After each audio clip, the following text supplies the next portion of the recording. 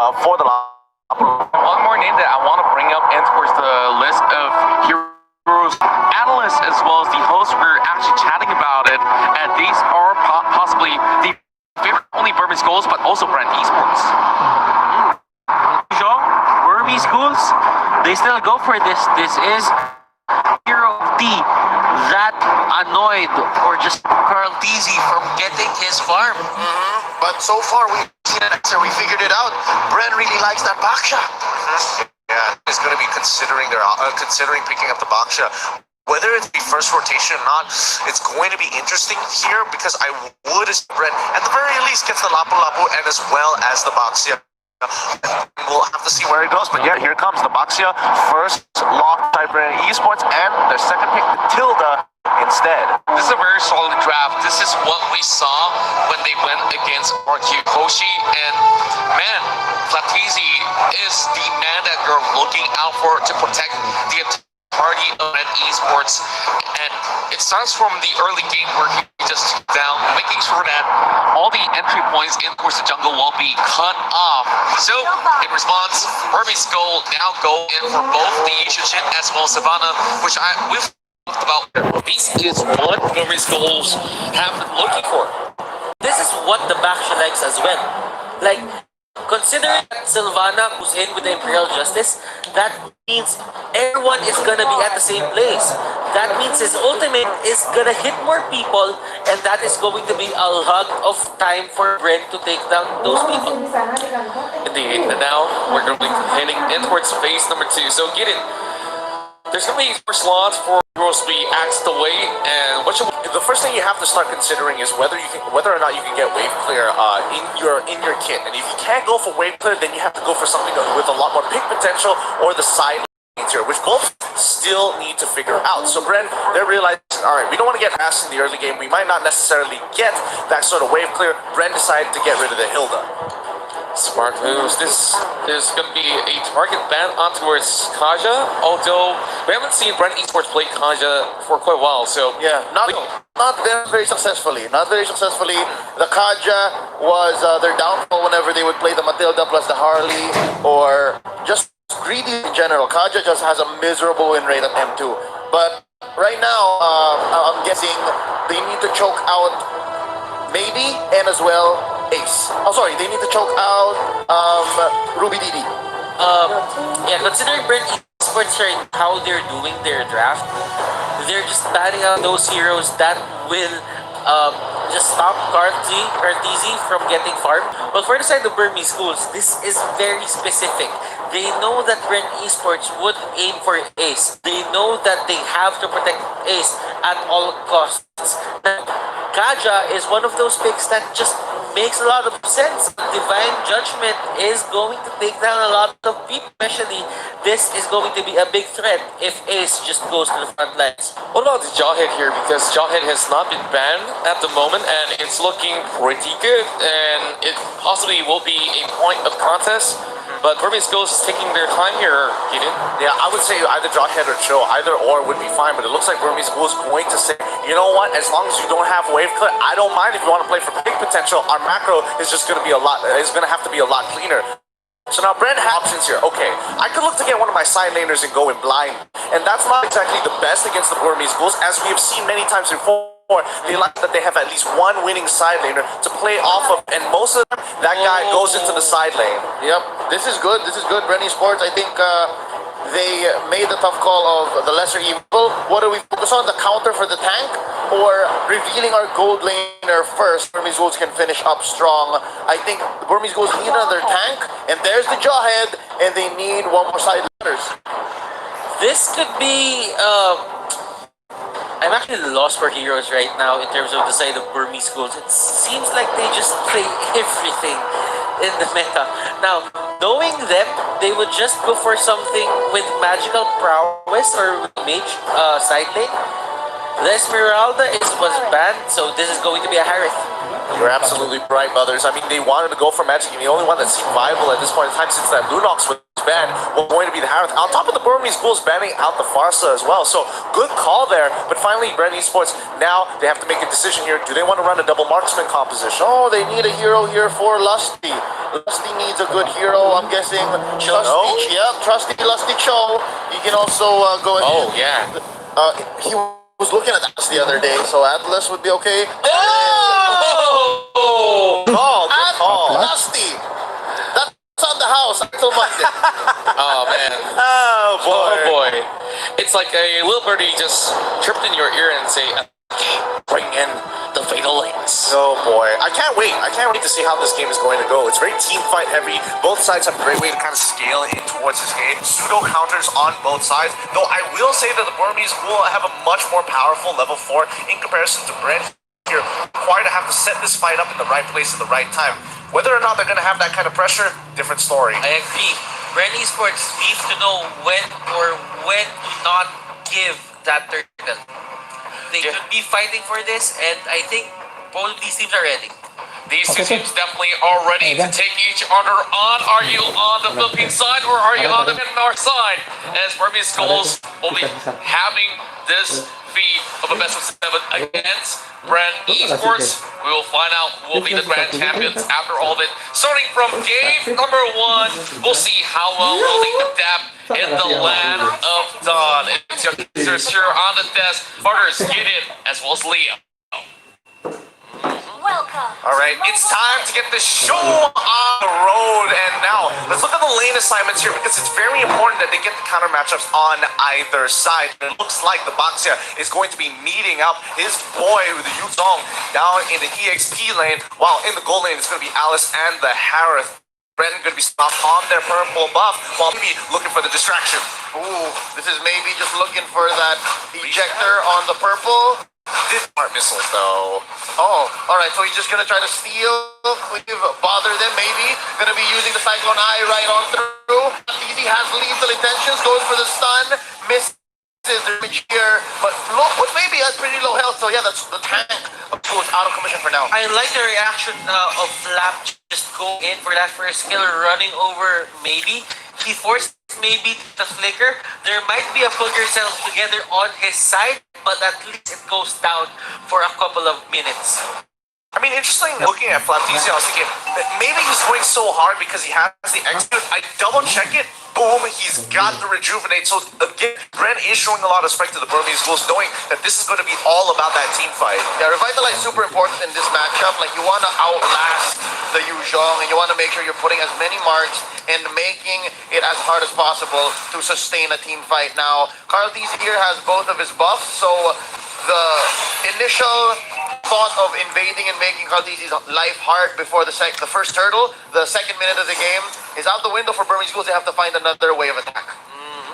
Now, we can see up on top, Rebo here getting harassed a bit by Harith, and that is one of the things that I can do.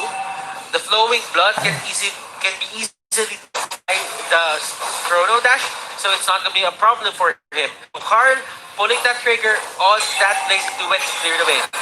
Yep, he wants to try his best here to kind of just control the wave so that they have first priority on this turtle. You can see the rotation. Even Harith is heading, is making his way down towards that turtle fight, and this is going to be really weird because Burmese Ghouls, they've won so many of these just off of one turtle. This is Carl DC going for the purple, and I do believe after he pushes him off, they're going to go for this turtle. Now, that's Few going to be pushed in by Ruby DD. Oh, Carl DC gets invaded in by Ruby DD, and that's taken here by Ace, and there's not much BREN Esports can do. Flaptizia sure Poisson, but for so long, how can you survive this? Still in it, that's a nice dash, he saves himself, and that's going to be just the first blood and the turtle. Oh wait, Burmese Ghouls, they're not going to be dead, just going to go for a few hits on the first turret.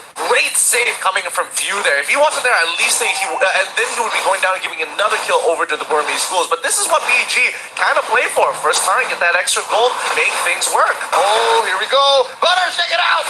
And look at this, the unstoppable force will be forced, but still maybe won't go for the engage. They their ultimates, they don't have their spells, and they are just forced to back out. It was a bit of a, let's say, they're trying to just scare out Lusty to not follow them. What's happening up on top side? Looks like, both sides are kind of just eyeing for information, and especially Kid. There could have been an engagement there, but counting the numbers, 3 versus 2, not the best, so they have to pull back. They get some good damage onto you for now, but how long can this last? Calamity Reaper being purchased. Ooh, Mountain Shocker scouting out where the rest of BREN eSports are. And that's going to be Rebo, just hit by 3. Smooth operator, Ruby DD is so far responsible for 2 kills currently present for BURMESE. And Ace stole the crab coin that Carl Peasy was taking on playing with the Mountain Shocker. So things are going great for the side of BURMESE GHOULS. Maybe. Oh, that's the first pick off. You gets it. And there's some redemption for BREN eSports. Like they're going to leave the purple. And yeah, we are about 5 minutes in, 4:30. 1,000 gold ahead. Is it some? Again, they're losing pressure across the map, and now BURMESE GHOULS are looking to continuously attack, and they are destroying the shields. They've already completely off the barriers coming in from that top side turret. He's on out of there. He doesn't want to, put himself in any more danger than he already is. Ghouls only up by 700 gold, but they could double this off of a single kill. BREN eSports, they should look out for the pickups that BURMESE GHOULS are going for. Yep, on angles, the BURMESE GHOULS want to go in. That's Few getting blasted out, but Ace from the back getting caught first. That's a trade currently. The mid support. Core and the tank, and now Flatizi still has the Poisson gets caught in there by the Dragon Tail, knocks him out, and the fight stays here near the turtle pit. Now Lusty trying to make sure that they all stay put, and Flatizi trying to take this, and he does it 1-for-1. An injector onto 1. Rebo going into the back lines. He is going to retreat. Ruby DD, that's the disengage. Oh, Ruby DD, he needed to target a single person. Drops out the Zamet Force and he got splits in 2. He wants to go for deep, but then Kaltizi's in the back. Which does he go for? BREN eSports know that BURMESE GHOULS have the team fight on lock right now for the early game. What they are doing right now is just they're trying to get the smallies. Get the turtle, don't overextend. Do not intend as much as possible. It's their time now. Just scale for a bit. Wait for the proper timing to fight. And BREN eSports are doing it well. Can they get more though? Can they push this advantage that they have to get out of there? Oh no, Rebo, he gets caught by the Imperial Justice. Great play coming in for the BURMESE GHOULS. And a huge counter iron necklace to Durant's just to stop the healing coming in from on the side of BREN, and they want to go for another pick onto Lusty. Wrong place, wrong time. On the bottom lane, there is another kill on Flap-Easy, and bodies are going down on the floor just because BURMESE GHOULS, they really like these picks. 3 fronts and 3 losses here for BREN eSports so far. Looking for revenge. The bloodthirsty prodigy here gets one at least, shutting down Ruby DD. Now the fight continues after taking the turret. That's B knocking him up. Gonna go for the black trap. This is a full bar of Sha energy, and now Easy dueling with Ace. And there you go. The unstoppable force takes down the core. That's Claude destroyed your kid. Flickering out, and that's D. Really shut down by Lusty. Currently 2-for-1. BREN eSports, they seem to be getting trumped by BURMESE GHOULS at every turnstile. I think it's just 2 mistakes, and that's why the BURMESE GHOULS are only slightly ahead here. BURMESE GHOULS, they've been getting a lot of these kills, but for the side of BREN eSports, they're getting the trades because the last time they met, every fight that BURMESE wins, it actually has an objective that comes with it. But for this certain game, there's a trade in terms of 2-for-2, 2-for-1, and BURMESE GHOULS, they're not getting the turrets early. Yep, all unstoppable force here. Plus the ejector into the back line. Poisson's not going to save you. Ruby DD, an assassin of a Harith, takes down Flap. And now, hold up, Kaltizi looking for some revenge. Kid the Imperial Justice to retreat. That's going to be D going in. They're looking for it. Kaltizi getting blasted. Oh, that's a fatal link. Onto he is still alive. A bar full of Sha, and that's destroyed by D, and they get away with it. Ruby DD is just having a ball. Oh my goodness, how did D survive that? My goodness, you really took quite a beating off of it. And BURMESE GHOULS, they're getting the fights, but timing it well. When do they take a fight? They take fight when they take down Flap. Flap is responding. He cannot respond to that gank, and that means D, as of now, will be unkillable. I think it was looking good initially because he was looking for that pickoff. He was trying to say, hey, I can get this big stuff to D, and maybe we can play off of this. Burmese Ghouls see the opportunity to see he has no options to get out now. We can look for the punish. That is true. As you can see right now, Burmese Ghouls, they really like to go for these kinds of plays. Just stay in the brush, try to get the injector close to Kid. Kid sets up the Imperial Justice, and that is a 1-for-1. That's what happened right here. Same old story, the same old Lusty walks into a death bush, and now Flappy trying to save the day. Son, it's too late. The classic happens more times to pros than you would like to admit. But D is going to keep on smacking up that tier 2, and this is what these Ghouls have been doing ever since the group stage, just making fake fights, and they start getting that return of investment somewhere across the map. Todak did a pretty good job, but these Ghouls making it really, really natural. BREN Esports, they should be looking at that Lord, maybe not give it to Burmese as of the moment, because when they do, that is going to be all of the eyes down, and probably one inhibitor turret on their side is going down as well. Flappy hit there with the injector, but it's a non-starter. Real quick, item check.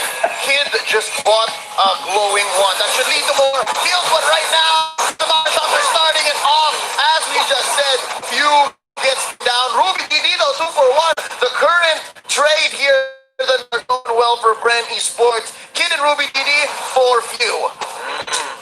That was a great fight for BREN Esports. Burmese Ghouls, they thought that they caught BREN off guard, but they knew that there was a possibility, a small possibility, that someone or two people are there in that brush, and it paid off for them. Yeah, and I mean, even Ruby DD, he dropped down the Salmon Force to make something happen. Now the Burmese Ghouls looking to turn this fight on top of them to make sure they don't get the Lord. Maybe in the back line, but he goes down almost straight away. Not easy. Sure he's ace. They have double kill coming in from Cartesi, making it look real nice and smooth as the comeback mechanic is here. Down 4K, now evening up the score. At least 1K differential and taking the lead. Oh no! The fight continues. Kid forced to retreat. Zaman forced it in by Ruby DD. But words have been said. Feelings have been hurt. And Lord down mid. Nice engage there for the side of, he might have more than he can chew, but Ruby DD saves the day. They cut their losses to a minimum. Check this gold graph out. At least we get a better idea, because again, when we were looking at the Burmese Ghouls, they were almost reaching that 5K. That would have been a really difficult position to get, especially when it was about 7 to 6 minutes in the game. Now things have changed, and they're looking to force it harder. Yep, they're pushing this mid lane turret. Mission accomplished for BREN Esports. Ruby DD takes a few hits from Lord. The swing of the axe came off to about half health, and there's another push up top. Wow, able to turn. Burmese Ghouls now feel the pressure from BREN Esports. And look at this, all turrets, all outer turrets for the side of Burmese Ghouls are going down, and for the first time in forever, I'm seeing Burmese Ghouls defend their own turrets. Hey, don't hold too long here. This is going to be the Lord power play. BREN going to force the situation here. Trying to disengage the entire team to allow time and buy space for Ruby DD to drop the Salmon Force and BREN Esports. They call it. They see what's going on. No, I will not let you choose this fight. And maybe he's not done with it yet. The Unstoppable Force is going to get punished with the Circle Eagle as the rest of BREN Esports push him back into the Toy Poissons as a recommendation to stay away from our jungle. That was a good move for the side of Burmese Ghouls that just wanted to catch one person for the side of Esports and toss him back. Maybe just stall BREN Esports from pushing. Burmese Ghouls, the execution right there didn't really work out for his side. Just because BREN Esports, they were ready and they know that will happen. Oh, Flappy easy here, picked off by Ruby DD. They get their comeuppance, and it's not for free. Butters. Divide Glaive and Holy Crystal, not Divide Crystal, goes up for the mages here on the side of BREN Esports. Oh, with dragon form, and we're looking for a big engage here. That's going to be the the blazing duet takes down the Kid with putting in the last touch. Now D here caught in no man's land. You are the odd one out. 2 for none here so far. BREN Esports turning the river into a wasteland. Right now, I have to give it to Brent. The re-engagements into these fights, especially when Burmese have the advantage, is pretty significant. Let's check out the items here. Butters, what thoughts? Okay, Athena shield for the side of Lusty. That will help him revive Kid Sylvana. Rebo is on a roll right now. He has all of his items up. Winter Truncheon is there. Flaptizi is kind of having a hard time just getting his items. He has a molten core there just to clear the waves. For the side here of D, he doesn't have, let's say, a Blade of Despair just to add extra damage. Ace here still has items only on his belt. I mean, with the items in the position that they are in right now, Burmese Ghouls 39k to Bren's 43. Bren just hit that power spike.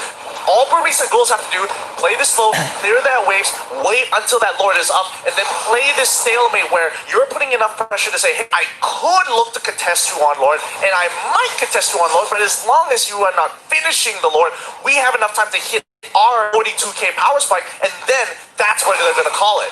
Queen swings, Easy.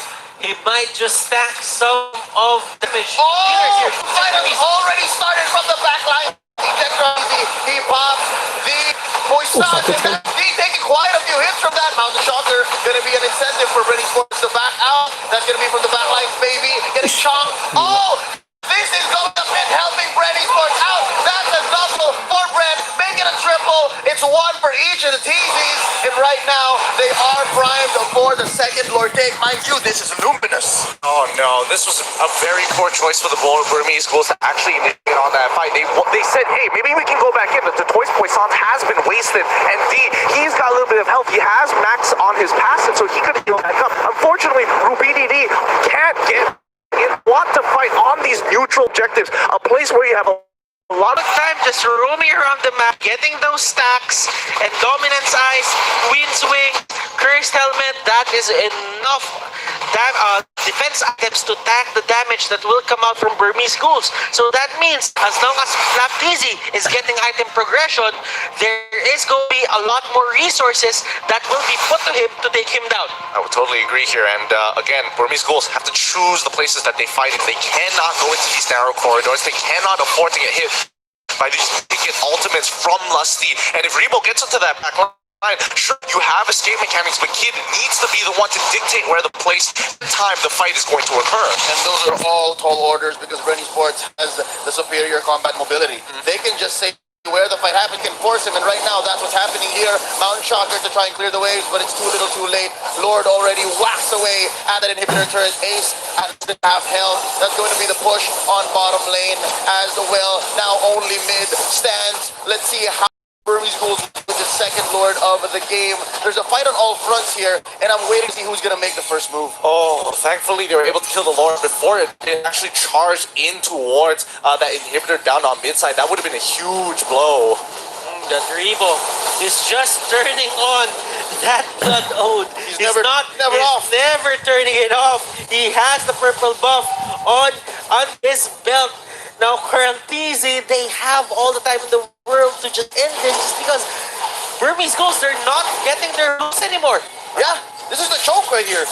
I mean, yes, you're saying it's a choke, but it's only 8k. They're only 8k behind. Burmese Ghouls, if they win one fight, they're even. And if they win that fight, the goal lead isn't going to matter at all once it hits that 53k mark.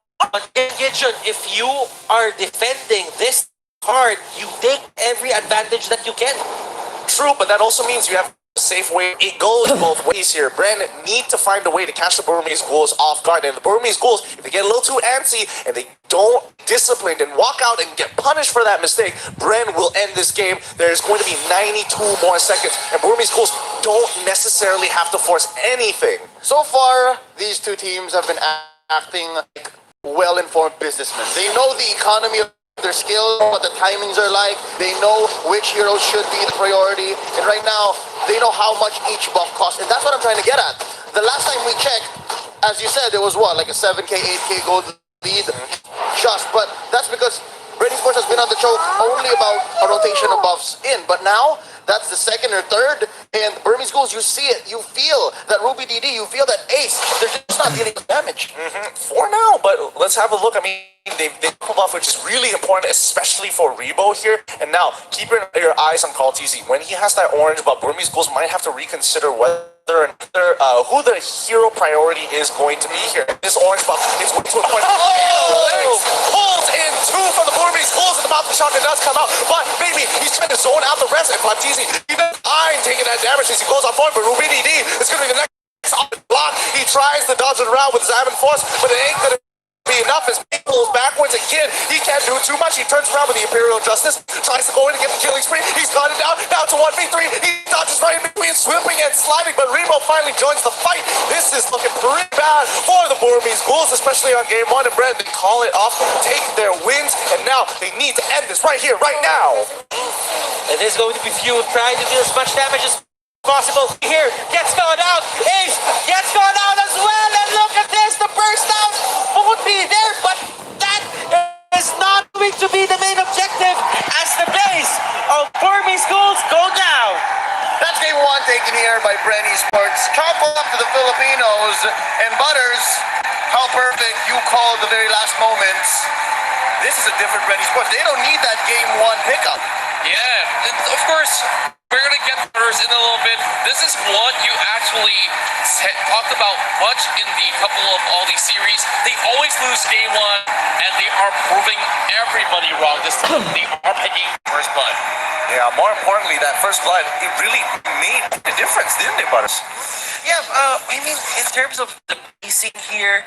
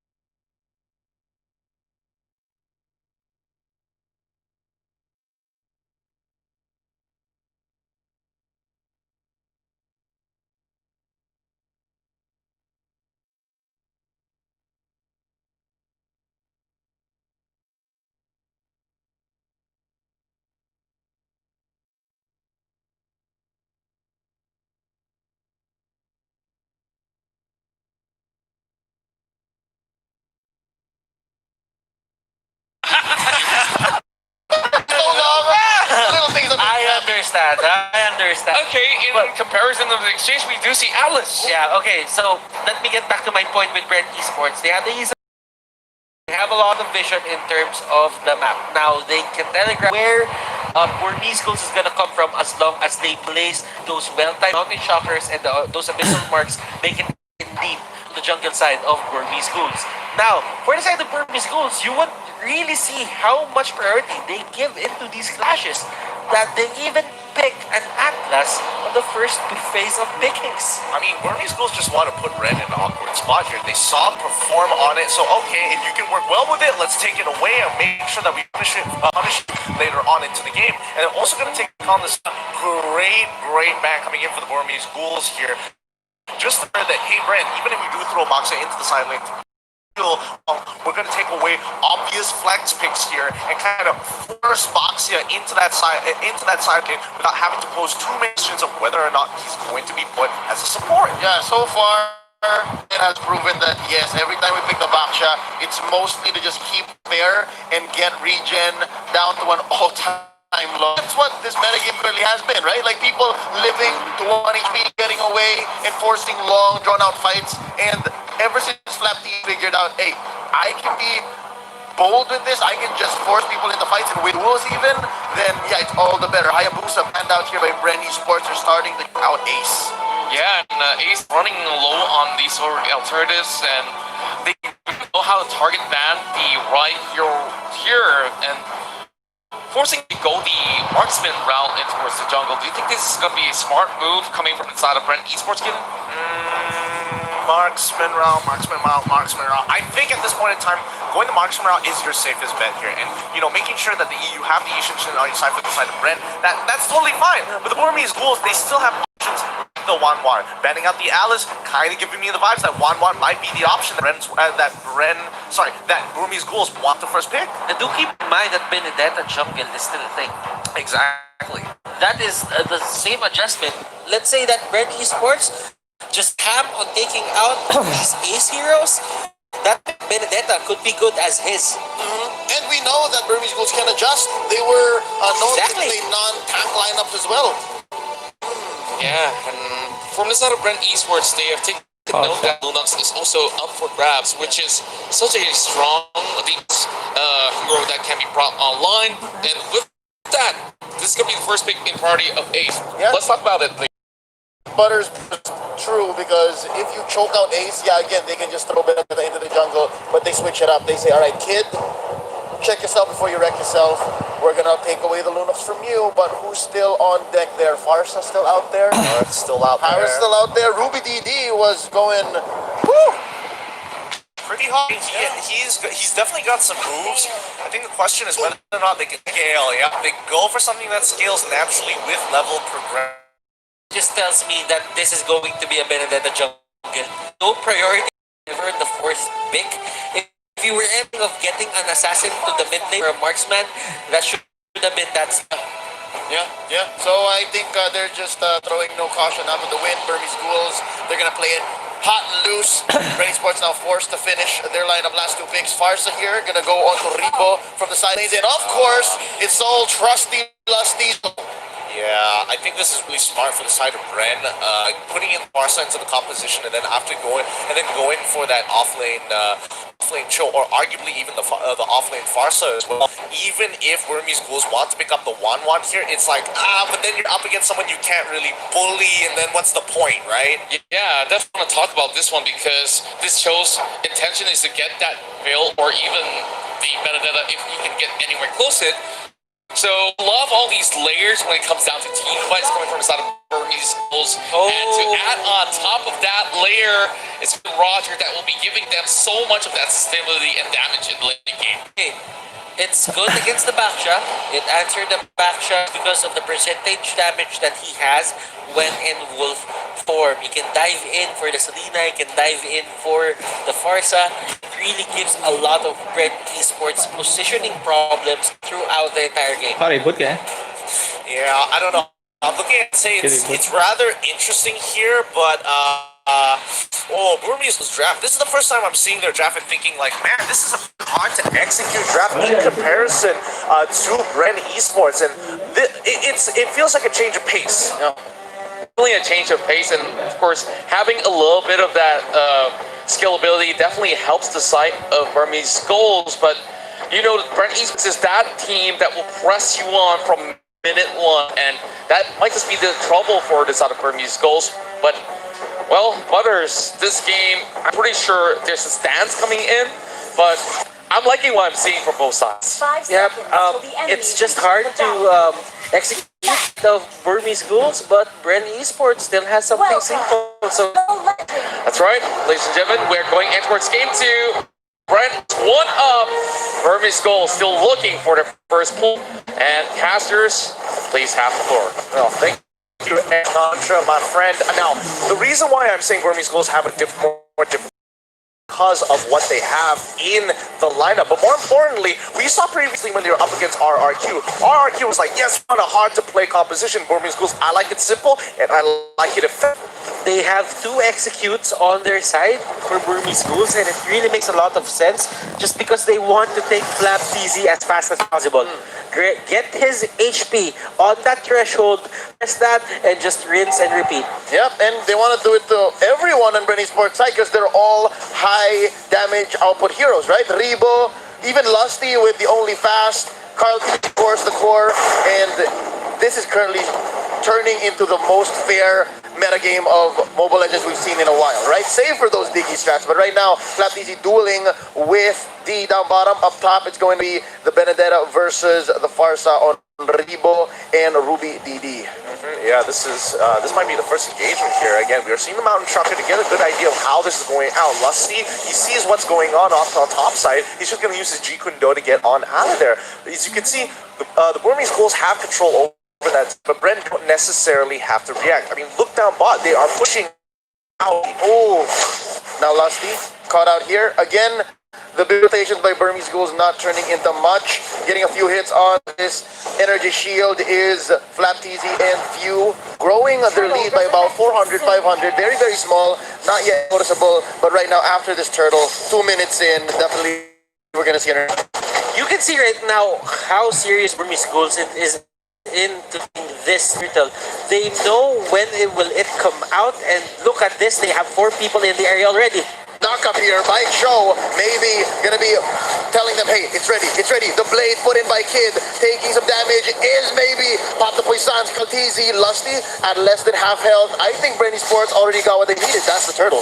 Yep, and I definitely think it was a little bit of macro mistake coming in for the BURMESE GHOULS, where they're making the call, thinking that they were going to instead take the advantage of this and go for the turtle. Because again, look at D, he only just hit his level 4. His wave was already pushed in. They realized, oh, we're at a level disparity only because they were able to push D at the 2nd minute of the game. Small decisions like this make huge difference, and BURMESE GHOULS will not take that risk. Now, Lusty is staying in the brushes. He knows that he needs to find where maybe it's gonna come from. But Crazy is just farming well, different from the start of game number 1. Here we go, Wave the Dragon already on top of me to get the first pick of the game. First blood goes through, a quick follow-up with the Abyssal Arrow here, and BURMESE GHOULS, again, they are just pulling backwards. They're not trying to be too aggressive, and these picks are going to hurt them at the end of the day, considering what their lineup is. Now 3 minutes, 30 seconds in, all heroes on the map have their ults. So now fights are going to get more interesting. Engagements are going to be almost all in, and if not, somebody's going to be counting, hey, he spent his ult, we should go for a move now. Like the final blow here by Ruby D. Gets caught in by Few in that bush. Oh, Ruby D wants more. Level 6. Here comes the rest of them. Nice arrow to scout out the bush. That's going to be Carl TZ charging up this arrow. Gets a few hits in. Mountain Shock on the back. Here comes Lusty. Way up the dragon. That's going to be the Fatal Links by Maybe. And the fight is happening underneath the turret. That's going to be Ruby D. The first casualty. That makes Kid the second. That's Rebo getting double. Maybe is next. He's in with the black dragon form. And Kalkiz is in his face. That's going to be FlapDZ coming in. No regeneration for you. Far for none currently. And Ace is the lone survivor. Dodging that arrow by just an inch. And right now, he has no choice. But the wipeout delayed by BREN Esports. They take it nonetheless. BURMESE GHOULS BREN Esports, they're playing each other's game. BREN Esports went to the territory of the side of Burmese Schools in terms of playstyle, and now they are serving the pain to the side of Burmese Schools. Now, Leo, I know you were very iffy about specifically the Selena and how it's supposed to be executed here. You legitimately won that entire fight, landing one of the most weaved through abyssal to make sure it landed onto Ace. Full 3 seconds of lockdown allowed us to control the fight. But again, another one will occur. Same way with the Wave of the Dragon, but I'm a believer. Ladies and gentlemen, maybe he gets out. They trade out for Lusty, but it's worth it because it's a 3-4-1. Ace bites the dust. Now, back to what you were saying yesterday, man. This was yesterday when the win rates were on an all-time low, and Ruby DD barely gets away with his life, spending his hair. I have this hunch that Ruby DD was looking at the map, just staying there, and he forgot that BREN Esports was still in the area. I mean, look at Carltese. He has literally 100% kill participation. 4 kills, 5 assists, make sure that Mountain Sharker is getting maximum value. But check this out. The way that View is ensuring that every single time he doesn't necessarily need to be there, he just needs to stop the follow-up after the abilities occur. So, Fatal Links, whatever. Oh no, you're going to be throwing your Roger in? That's when I'm with the arrow. You also have to look at what Joe did, and Benedetta gets caught out. It's like he dashed into the arrow as well. Great here by BREN Esports. Oh, they get another! Carltese takes down Ace and maybe is running for his life. That's a double for the Prodigy. I don't need the Lancelot. Y'all gave me the YSN kid. Flickers back. Oh my goodness, if you would see the fights, how they happen. Lusty and Crew, they're just playing out of their minds. D here getting control, the arrow thrown out. D will escape, but there is a cut there by Lusty. And that is going to be another takedown. Favorite aside, BREN Esports. Oh my goodness, View is just, I'm not gonna lie, there's not a few games where I'd say, there's not a few games I would like to admit it, but this one, he's kind of smurfing. He really is kind of smurfing here, and Burmese Ghouls are playing so nervous around him. You know, Gideon, I get your point. I'm not a fan of the Selena 50-50 hit or miss as well, but for BREN Esports, if it works, it works. Numbers don't lie. If you're sitting at 13-1 at 7 minutes in, 7K ahead, and you leave your opponents running like that, and you're drawing lines with the arrow, I couldn't ask for more if I was BREN Esports. But the Burmese Ghouls, they must be sweating it right now, because I think after last turtle is going to be Lord. What do they need to do? Do they need to take less fight, more defensive? Because they've already lost all their first tier turrets. They start playing a lot more safer. They don't need to get caught out like this. The real big threat is going to be Lusty and Q, so as long as they have eyes on them, they don't necessarily need to do these aggressive plays. And Burmese Ghouls, once again, want to try and make this aggressive play happen. Oh, here we go. The fight has already begun with the turtle being taken out at the right second. Now D getting caught out in the middle of 3. That's going to be the Poissons in here by Flatteezy, stopping the regeneration. Oh! And with the triple, are we waiting for it? That's maybe down by Rebo, and Ace is running away. Oh, he's not going to survive. That's Flatteezy getting him on all out. And right now, BREN Esports is feeling it. They could convert to a massive scale. Maybe 2 turrets, maybe 3. Who knows? They're unstoppable in this state. I'm starting to get disappointed. This isn't the Burmese Ghouls that we know and love. This wasn't the same ball played yesterday. They are playing scared, and not only that, they're making terrible decisions right off the bat. They're not playing off of the power spike. They could have waited for the 20K mark. Instead, they give another 5K over to BREN Esports, a full turtle and another turret. At this point, Burmese Ghouls are just putting more nails in their own coffin. This is not what I wanted for them. Isn't the team that we know and love. To find a way to stop this bleeding right now. Flatteezy is shutting out everyone evenly. Cannot stand in front of Flap. Flap is level 10. D is level 8.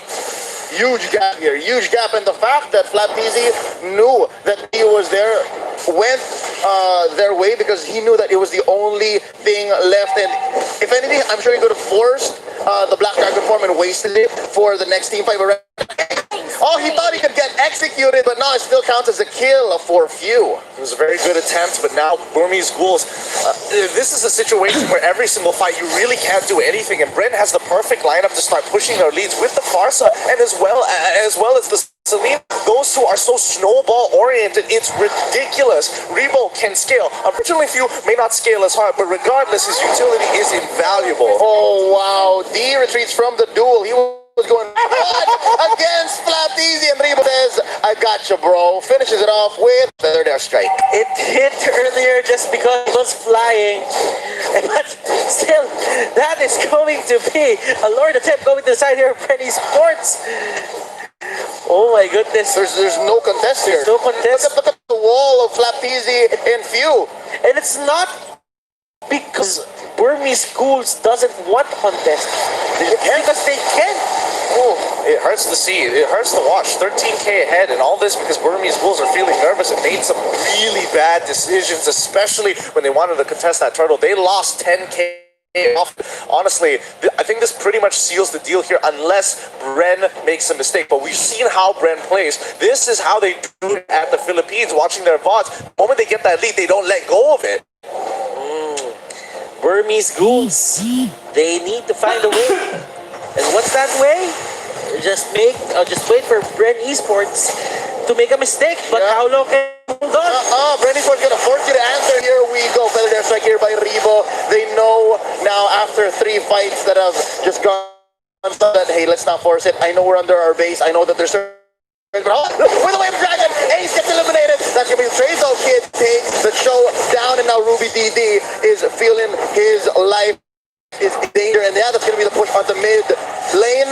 The has been taken down, and they're sieging up top as well. You know, considering the situation, this ain't too bad, but now the Bulls, it's an all push here as D tries to get another pick onto Kaltizi. They're trying their best. Ruby DD goes out. The killing spree puts Kaltizi in perfect position, and now this last attempt to try and go for a fight, and BREN is able to stand up tall. They're going to take all the inhibitors and force out the Burmese Ghouls to take one last fight to ensure they put the last nail in the coffin in the game. Oh, 2 defenders, now 3. In comes Ace. There's no way taking this inhibitor with them. They're not keeping it, that is.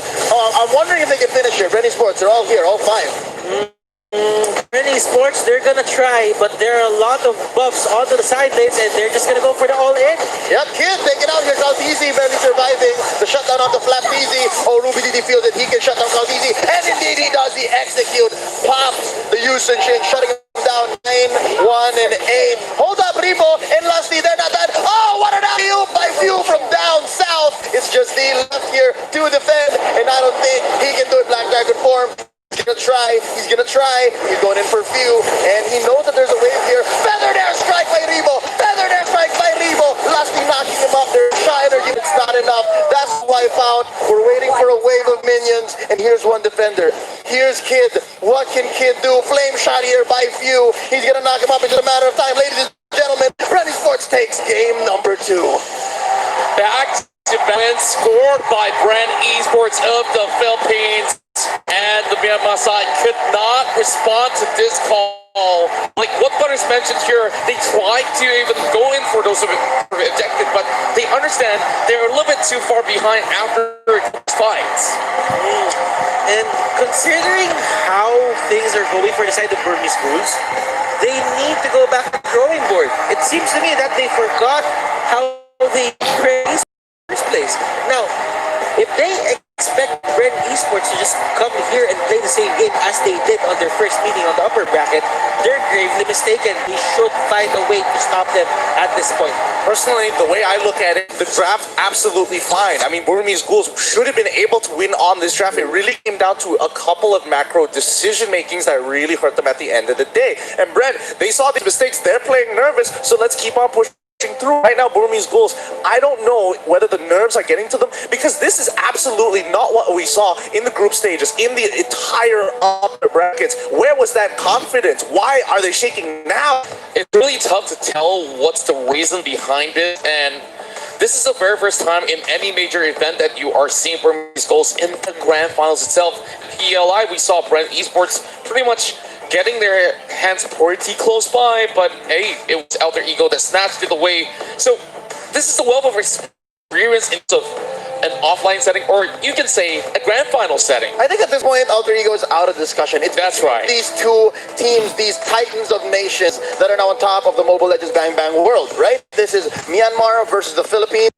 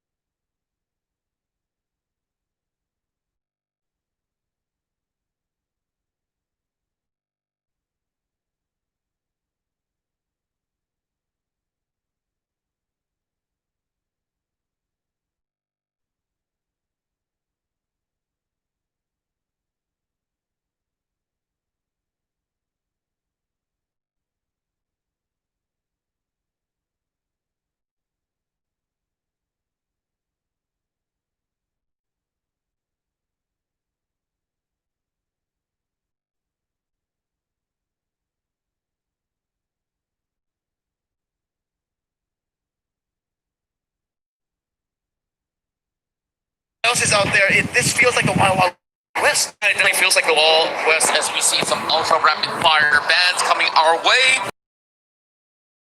Have been picked up by Burmese Ghouls quite a number of times.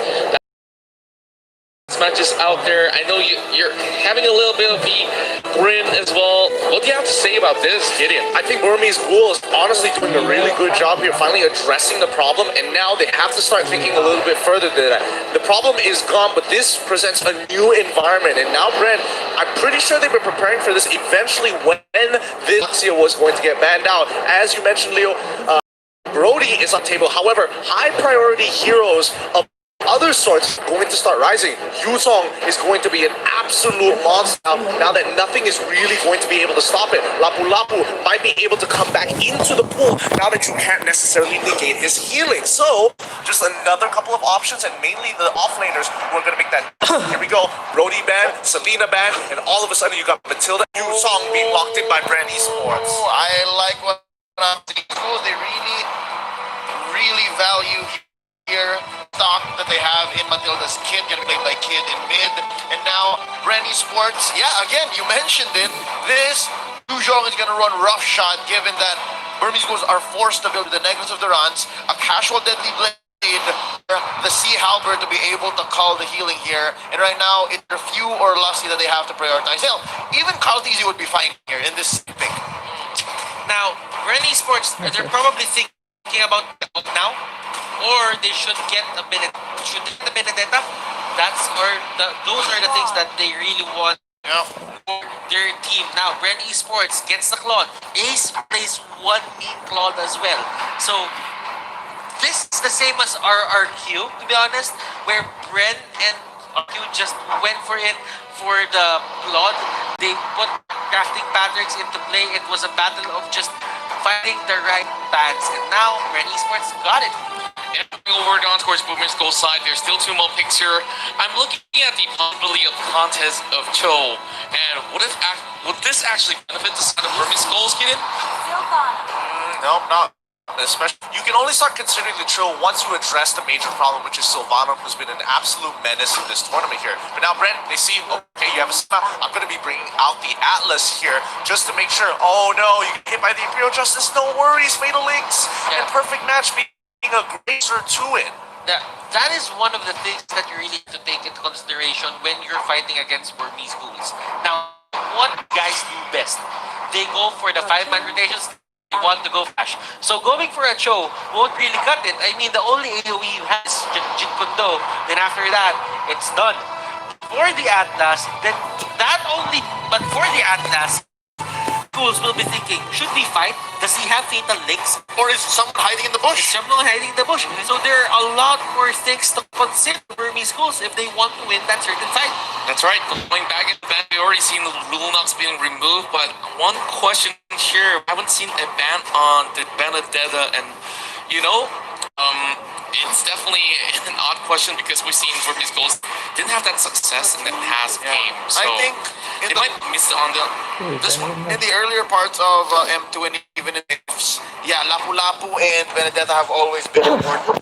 But now I think teams have gone to the point wherein they know what they need when they need it very specifically, and right now Lapu Lapu and Benedetta just not their priorities. They're starting to choke out these mages that could show up in the side lanes. Definitely Doc Ribo's Farsa, and for BREN ESPORTS, they're just taking care of the Lunox, which may come from Ruby Didi as well. We know that he's capable of such. And right now, a second ban by BREN ESPORTs. It's a tank taken away from maybe. Hold up. That may have been quite. Yeah, that waste. I don't personally. I think that is a little bit of a for the side of Bren, especially when they've shown the Matilda as well as the Sylvana. But remember, Sylvana can be flexed. So again, Bren is just securing, making sure, like, okay, if this Sylvana is going to be a support, she is going to be a mid-lane support. We want to ensure that. Burmese Ghouls, on the other hand, they're considering we need to either get Paris with Alice. Alice is taken off here because Bren need to make that choice. The off-lane haven't been entirely complete. Yes, Claude could go there, but someone has to show their cards first, and unfortunately, that's going to be Bren walking in the Benedetta. Yeah, I'm liking the beauty of this draft because there's so much diversity. Just looking at phase 1 as well as phase 2. Now, BREN Esports finally get their hands on Benedetta, and I've definitely called this one much earlier. They kind of need somebody to deal with all these fast-moving targets. Now, looking at it, BREN Esports, they got the bishops of the meta on their phone for the BURMESE GHOULs. This is going to be a side lane show. Side lane show, I mean, yes, it can be a side lane show. It also could be a Sylvana show. That's kind of the problem with Sylvana. She doesn't have an instantaneous role. But now, here we go, the Lapu. Oh, this part looks a little cobbled together. It feels like it's trying to do so many things, and its team fights are odd, but it looks like it's very strong on the pickoff, which might be, I don't know, a delayed reaction to the Atlas. It's like you don't want to fight because you have a show that can go for this, but at the same time, you want to fight because you have Sylvana and the Lapu. The Matilda. Yeah. The Matilda wants to start fights here, so BREN Esports, they also have quite an open book. They still need a hero few. I think at this point, even if they lock the Harith in, it's pretty solid team composition coming in from BREN Esports. I mean, Farsa has already been taking sleeves with, a couple of few mages that they could go for. They could arguably go for Loki if they really wanted to. And the final pick is going to be, hasn't shown up just yet, but that gives me a little bit more time to kind of talk. Kagura. The Kagura. The Kagura? I mean, it showed up behind them. Oh, it did. It did. Yeah. Oh, no, what? No. It's a Kagura. It's a Kagura. Yeah, Kagura. Great that you spot that one out because I don't want to deal with two plots nobody wants to. It's hardly impossible. Yeah. So, a very team fight oriented soccer design BREN Esports, something that they are bringing time and time, but BURMESE GHOULS, they have improved their run here perhaps with Lapu Lapu. So, let's through this talk before we get ourselves in towards the land done. Here, now BURMESE GHOULS want to play a game where it's macroly sound. They want to go for split pushes. They want to have a little bit of elements of pick potentials to get these small skirmishes done. BREN on the other side, complete team fighting composition. They want to go for those big dives. They want those full 5v5s in the jungle. It's something they keep being aware of. BURMESE GHOULS, if they're still feeling nervous and they make the wrong decision, they could break.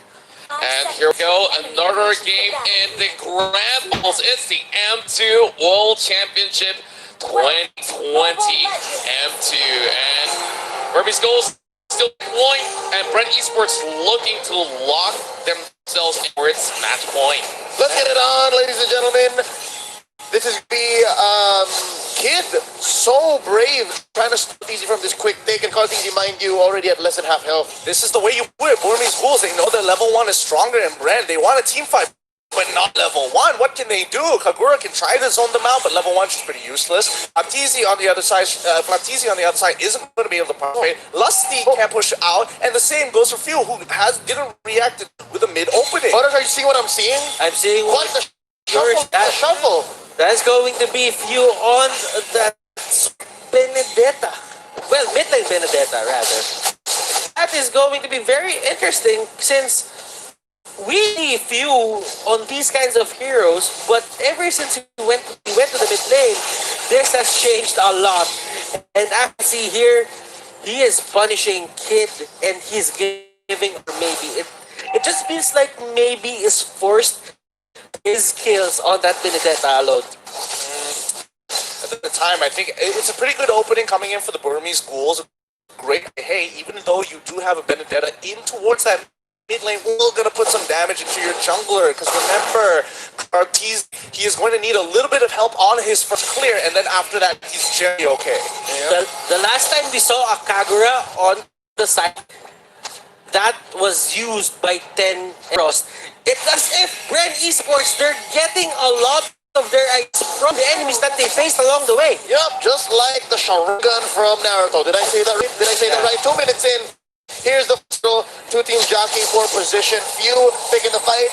Gonna be the Spiral Strangling by maybe, although he does take quite a chunk of damage. Ace resetting a turtle here. From behind, in comes Flattizi Where do Carl Easy be taking that gold buff down bottom lane? I think there's enough time for him to rotate. Oh, hold up, Flat Easy.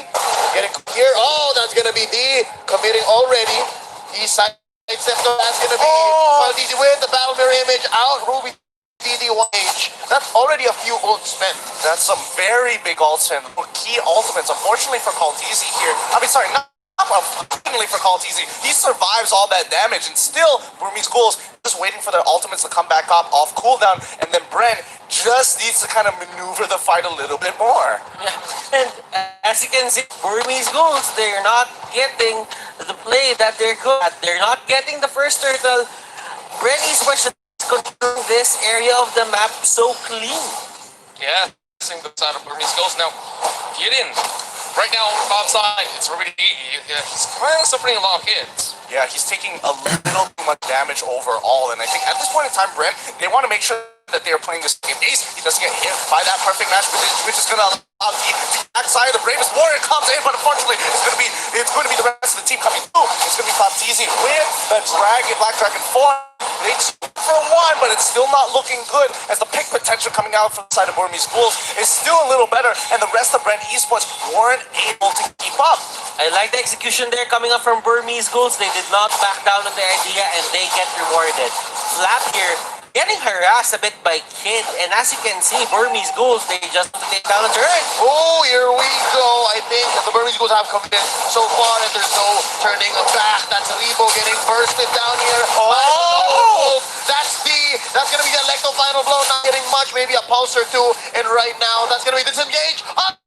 Maybe duels down. Carl Teasy and wins. Is some great micro mechanics there. Kid abusing that bolt and even a pick D. Surviving a 1v4, hops over the wall, making sure that he's using the structure to gain that extra bit of distance. It pushes him on the other side, creating a large gap that blows in on. Burmese Ghouls, they're being very flexible in what they're able to do. They learned from the 2 games that came BREN eSports won, but maybe here, that is Imperial hitting the ground. He's already spent it, and right now they are over. Now Easy with the blazing to win. He's protected by this wall. Flat Easy gonna hit with the kill. That's Rebo securing it. Down goes Kid. Oh, Few getting threatened here by Ruby DD. Mind you, this is an assassin show with the high and dry. Sitting at 3-2. Burmese Ghouls have a 3K gold lead waiting for this second turtle. But you know, this is looking great for the side of Burmese Ghouls. I mean, he is not getting the steady farm progression. For you, he's having a hard time dealing a lot of damage just because he's forced to join every single fight. Yeah, and you bring up some points here because again, Bren, they cannot just keep on forcing, taking these fights again and again and again. Their team still need that return of investment. Burmese Ghouls have been denying them so. Unless Bren is able to try and pick those buffs up later on, it's going to be because Burmese is doing a great job and just saying no. Oh no, Rebo here getting jumped on. Nice for the swap underneath the turret. There's a lot of damage. By Lusty, and Ruby DD still stands. Way of the dragon, but he will not survive. That's going to be 2 for none here on the side of BREN eSports. Some room to breathe for all of us.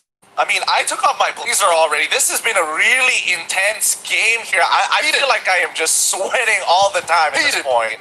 Oh boy, yes. So, coming into this game, and more importantly, what we can talk about certain factors here while we're at the in-game pause. Let's see that number 1, Cartesi. Yes, he is starting to get ahead here off of the over-aggression coming in from the Burmese Ghouls. However, you have to kind of commend them here for the side of BG, because now they're not playing as nervous. You can definitely see a little previous form.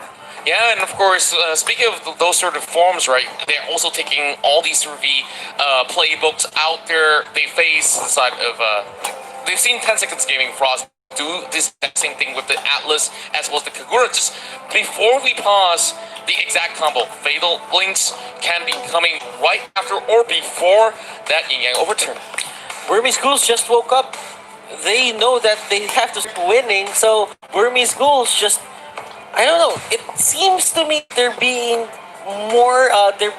very careful than their most, extra careful rather, most games. Just going into the fights, like they really just try to utilize the Lee Sun Shin, and this is why it's one of their best heroes. They know how to pick their fights. They know how to set the turning. Now, for the side of the show, he's been winning it a lot. He's been catching Reboot a lot, but that two-man, that skirmish on the bottom lane, which they won, I really know what kind of effect will it have for BREN Esports. It will stop Burmese Ghouls from being aggressive for the meantime. Keeps BREN for sure. For sure. And seeing how this draft has come to fruition, again, you see the intention before they locked it in, now the execution. It's definitely divide and conquer. That's the only way that they can for the Burmese Ghouls. And yeah, that's 2 turns ahead. Hold up, fight already breaking out. Now wasting time, maybe on out of the way. Burmese Ghouls, again, you'll never being there 3 or more in a single place. Like they want to pick off these little fights. And again, Ace is just happy to help at any point. And I think Burmese Ghouls, obviously, it's still a little rough around the edges here. They need to start focused on their side lanes. And although they're getting some really good catches overall, their main focus should be, yes, major objectives. Tier 1s have been destroyed here. And if BREN Esports takes one back, no big deal. Going to pressure the other side of the map. This is the Ghouls that know, and this is the Burmese Ghouls fans really love. This early game domination, this is a trademark of the Burmese Ghouls. Oh, this fight is already broken out. Imperial Justice, and maybe there's the Fatal Links by Lusty, but there's no damage. Is it flat easy? Black Dragon form, drawing a line that he's enforcing. Nobody goes through here. Carl Teasy is busy. That's going to be killed with the Duran. So yeah, he can start going in Flat Easy and make sure that Flat Easy doesn't even heal off of the killing spree now. Orange. Oh, I think it gets stolen away from Carl. Wow, D is doing a really good here. Few gets absolutely chunked out. A solo kill down a bot side. What happened? Oh, he had Kid nearby. Okay, that makes a little bit more sense. This is tricky for the side of BREN Esports. This is the winning form of the Burmese Ghouls now. For Flippy, he should be a bit more careful. If he knows that he doesn't have the Black Dragon form, that is an automatic engage on his side. Yeah, permission to attack, sir. Permission to attack. Oh, that's going to be a catch onto Few. Electo final blow using the iframes to get on out of there. But despite all of this effort, despite surviving, they are going to lose another turret up top and now only lands in mid. Now, just for a quick explanation for those of you who don't understand what iframes are. Iframes is just a short form of invulnerability frames, a short period of time or frames that the game uses to kind of calculate how time in which you are going to be invulnerable. You can't take damage, the CC is there, and especially with Benedetta's eye for an eye, if you haven't played against her yet, well, probably should be playing more ranked. This is a high level game, and one of the signs of is a high mechanic game is look at the kill score. 4 for 4, 8 minutes in. 8 minutes in, it's usually a blood battle ready. Imperial! Buy maybe, and yeah, they disengage. It's a false engage, but they're forcing BREN, and I think Flat Easy bit the bait, maybe the Black Dragon form, and that's a check. All right, no ult for Flat Easy. We can go the next time around. Oh my goodness, they have insurance policies for the Burmese Ghouls. The moment maybe is deciding, okay, maybe I should go for the Imperial. Just about to go, Ace quickly uses his mountain shotgun to give him a double confirmation whether he's going or to pull back out. And as soon as he did that, you saw, 4 members of BREN are already 2 nearby. We got to back on out of there. Now, Sports, they're clearing the minion waves. I'll give them that. But Burmese Ghouls, they are setting up well for this Lord. Now, looking at the items here of Carl Teasy, he only has the Demon Hunter's sword. The sword, Golden Staff will come out in just a bit, but still, look at the items of Ace. He is with the Blade of Despair and a newly built Endless Battle. Oh, honestly, look at he instead of going defensive, he's like, no, let's fight. 1v1, if it's a 1v4, even better, just more healing for me. And this is, let's say, this is a Kago special. She's one of the heroes that can do this. She the umbrella to a nearby brush to just check who is at the area, and that eliminates element of face checking. Oh, yeah, they face check into the north. They Flat Easy Black Dragon form. Imperial just already spent in maybe he gets blasted down. Rebo gets the kill, and I think Carl Teasy as well used the blade blazing duet to clear that wave and win that fight. That's one off, which gives Burmese Ghouls a sign, hey, Lord is not safe, we back up. Oh man, I honestly believe almost 100% Kid clicked the circling eagle on the wrong target there. No way would you ever want to use it on for me. You know what, Kid? The moment you went down, every single player just went back and reset the Lord. And that is the discipline that got them into this grand finals. What the comp sounded like, but yeah, Lusty is gonna get hit by the Imperial Justice walk away, but no real follow-up from here on out. But it just means that the rest of BG is gonna be able to take this out, and now the fight begins. That's gonna be a takedown on the Lusty. Mount Shocker here, gonna be disincentivizing together. Caldeezy picked off by Ruby DD. Few taken out by Ace.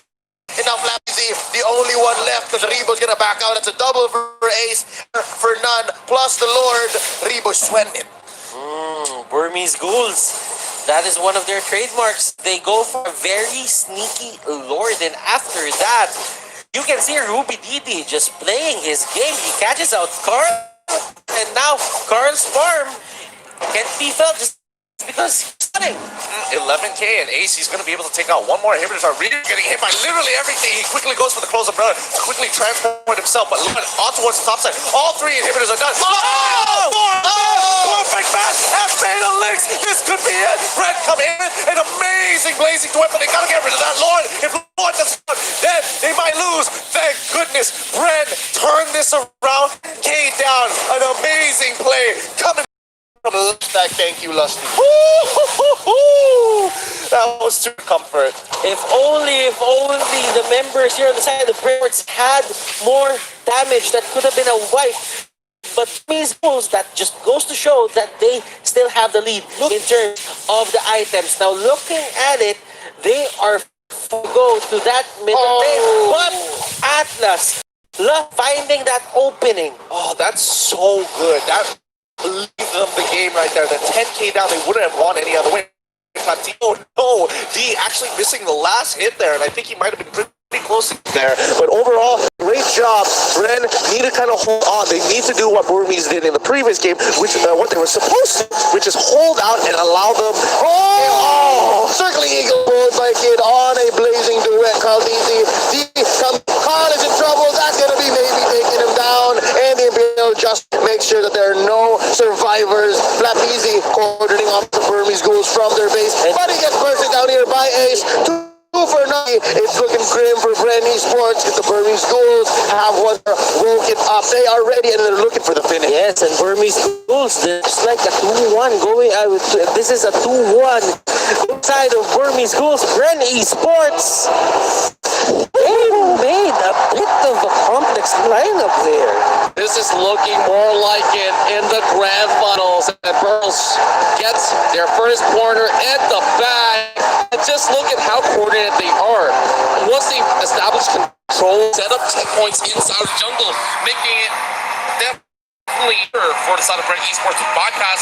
But that real sneaky Lord really got them the game. Yeah, they really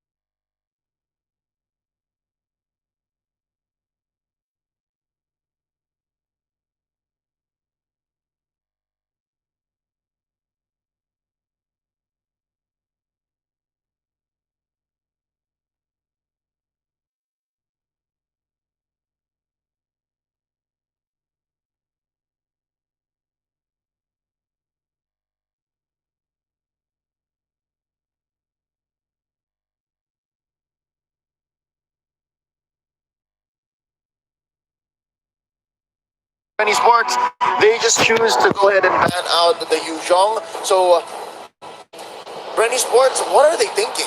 They could have picked it up themselves. Yeah, you're right.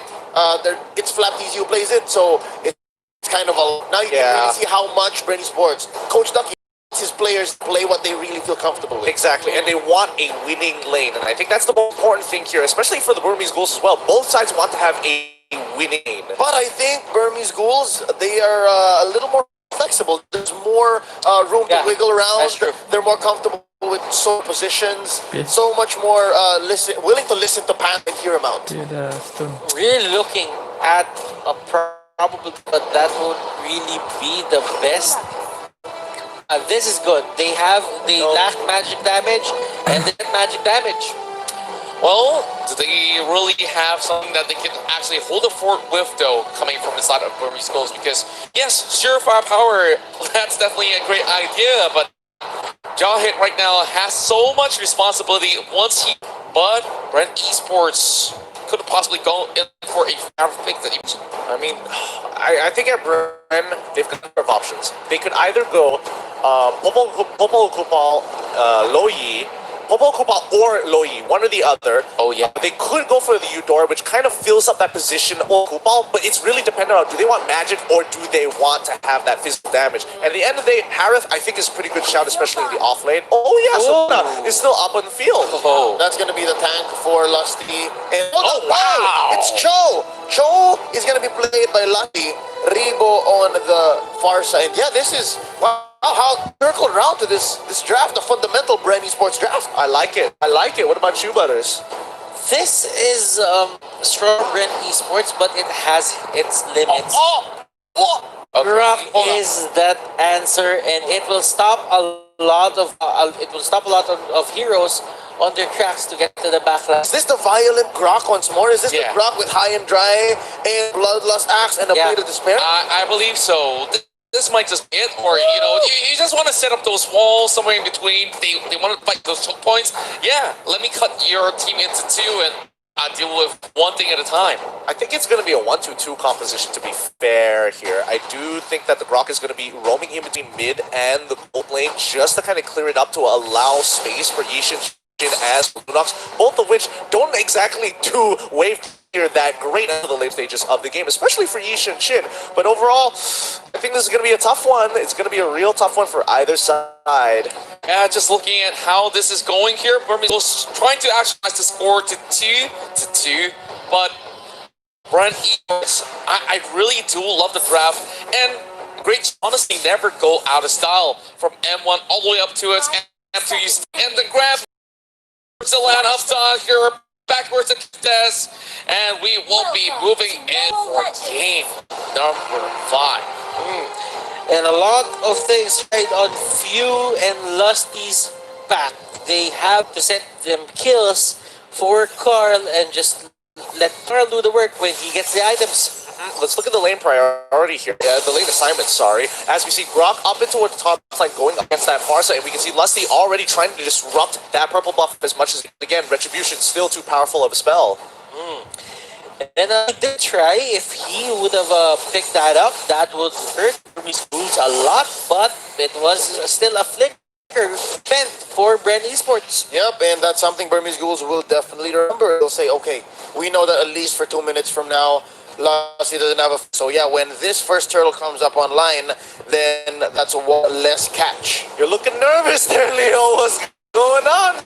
I'm just wondering what this Grok is going to be like. Again, seeing that it's on Ruby DD. It's the high and dry. It's the one that deals a lot of damage. It's the one that wins duels. And I love how high risk lineups like this are able to swing the metagame, and this is what Burmese Ghouls needed. This is the kind of lineup that just makes BREN eSports think like, okay, I haven't seen this much in scrims, it hasn't performed much in professional scenes, and this is the kind of specific answer you need to be able to get series wins. And OD using the battle mirror image against Flapteasy down in the side lane here, the EXP lane, and grabbing him. Hold up, interesting use. Interesting decision to put that in the XP lane. Yep, they want the clock to get the level 4. I think that's also kind of interesting as well matchup is going to be like here, but notice the way that they're rotating, putting a little less over the mid lane once you have Lunox starting to get Lunox does hit that level 4. So again, it's going to be a different set lanes here for Burmese Ghouls to kind of adapt and try to be efficient with lower level spikes. BREN Esports, they have been beaten by Burmese Ghouls with this Lancelot pick. Flapteasy trying to go for B. Does maybe have the flicker? Yes, he does. Poisson's here by Easy, not going to be putting a beat on anyone. Nice flicker in. That's going to be 2 now. He pulls the double. That's first. Make it a triple. They trade out Flapteasy and Few, but is it going to be worth it? Because he's still alive. Dynamic Fusion keeps him alive. And there's a triple. Prodigy. The turtle still stands. It's only the up in his own lane. Man, I think Burmese Ghouls made the right saying, okay, you farm up, man, because this is the hot zone down here. Yeah, huge for the side of BREN Esports, and he's going to be using his Blazing Duet to clear the waves really fast and maximize EXP. But give it to Kaltisi and as well as Lusty, that 3-man G Kudo literally enabled Kaltisi to get down. Another Kaltisi. Thank you so much, Few, for pinning him down. Why are you making the player? No, it's the player who said thank you. Oh, okay. All right, I got ya. But still, Carl, this is the problem for these kinds of Groks. I mean, Grok is strong when you're sticking to the wall, but then again, you need to get a bit of levels just to proceed or just to progression in terms of being tanky. But if you actually high and dry, then that means you're gonna go for a very violent Grok. Then that probably as Bloodlust Axe would do, but you're not as tanky as you think sometimes you are. Oh no, maybe he's taking way too much damage. He gets absolutely pinned down. Smart Missile is not going to be enough. BDD is going to be the next to fall under the hands of a Lusty. Great setups coming all across the board from BREN Esports. And Carl Teasy here just showing if you shut down this Lancelot pick when we first met, this is a new Lancelot special that I'm bringing to you guys right now. Interesting there as now BREN Esports opens up this bottom lane. Kid, knocked up with the Way of the Dragon here by, and he's gonna be able to dash out maybe indeed, lacking damage still. I think I know what's going on now with this Ruby DD Grok. Expecting that it was BREN gonna be taking it slow, but so far BREN have been at that with 2 or 3 people. I don't do much now. Look at this, Kaltisi gets in. D is dealing a lot of damage. That's already the Blaze with a few stacks pushing back Kaltisi and the rest of BREN Esports. So far 8-2, less than 2,000 in the lead is BREN, and we're sitting at 5 minutes waiting for another Lord about a minute away. I gotta give it to maybe there's Kaltisi to getting the Phantom Execution over the wall, and that would have been so for BREN if Kaltisi was able to get that double kill there, but he's going to do it one more time on top of D. He jumps away. He's so brave, Kaltisi, using the brush to try and pick off that Lord, and as you can see the intensity right now, ladies and gentlemen, the stage, they're just screaming their lungs off. Oh boy, it's only going to get more intense from here. BREN get some good timers here, and now they want to punish Kid. He goes for the Brilliance, tries to close the distance. Ain't going to be enough when they're going to get stopped in their tracks with the Phantom Execution of the toy Poissons to completely cut them off from that reinforcement. Imperial Justice landing a BDD. He's going to say, nope, I'm going to use his power of nature to kind of walk away here from all of the damage. But at the end of the day, the Way of the Dragon is still back up in bot tier 1. And D, go with that mid lane turret. They will get it, but they had to put 3 people on it. Just hit it. I mean, BREN Esports, in terms of they're equal.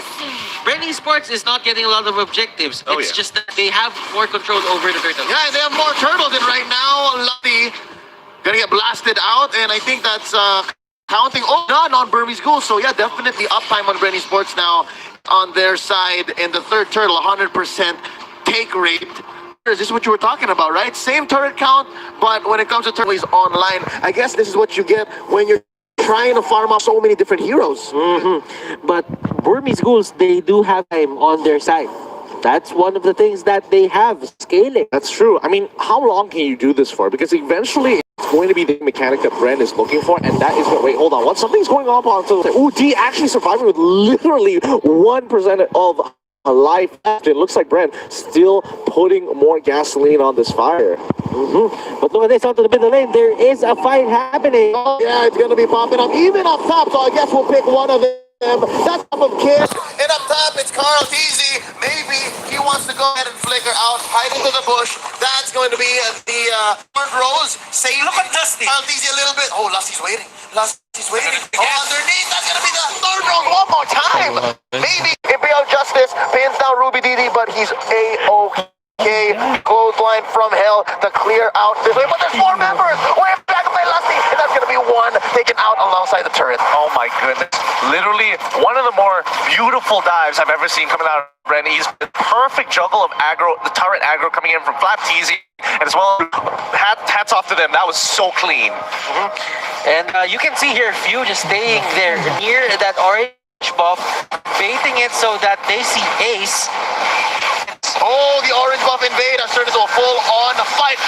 Feather there, strike Ebo, and now Ace wants to find some prey. Kid getting blasted down. Few gets him, but they trade out. Maybe gets the kill, 1 for 1 currently. Nice ejector to save D, and Ruby Didi wants to go clear the waves. Flappy maintaining the pressure. That's gonna be the disengage. Hold up! No, D wants more. Flap Easy rolling out. Okay, definitely positioned onto the side of Burmese Schools. They have the points into the map, and Carl doesn't care! Goes in, look at this! Wave the dragon and the feather there strike. Oh, two down. Automatic for the doctor. He's looking for another pick. Wings by wings up. Lusty gonna be knocking up Kid. Where it is going, son? It's going to be a chase. And I think he's just waiting on the order of brilliance. They're gonna let go. That's the last of the game. Ruby Didi still alive. Keeping him up is the ancient Blend.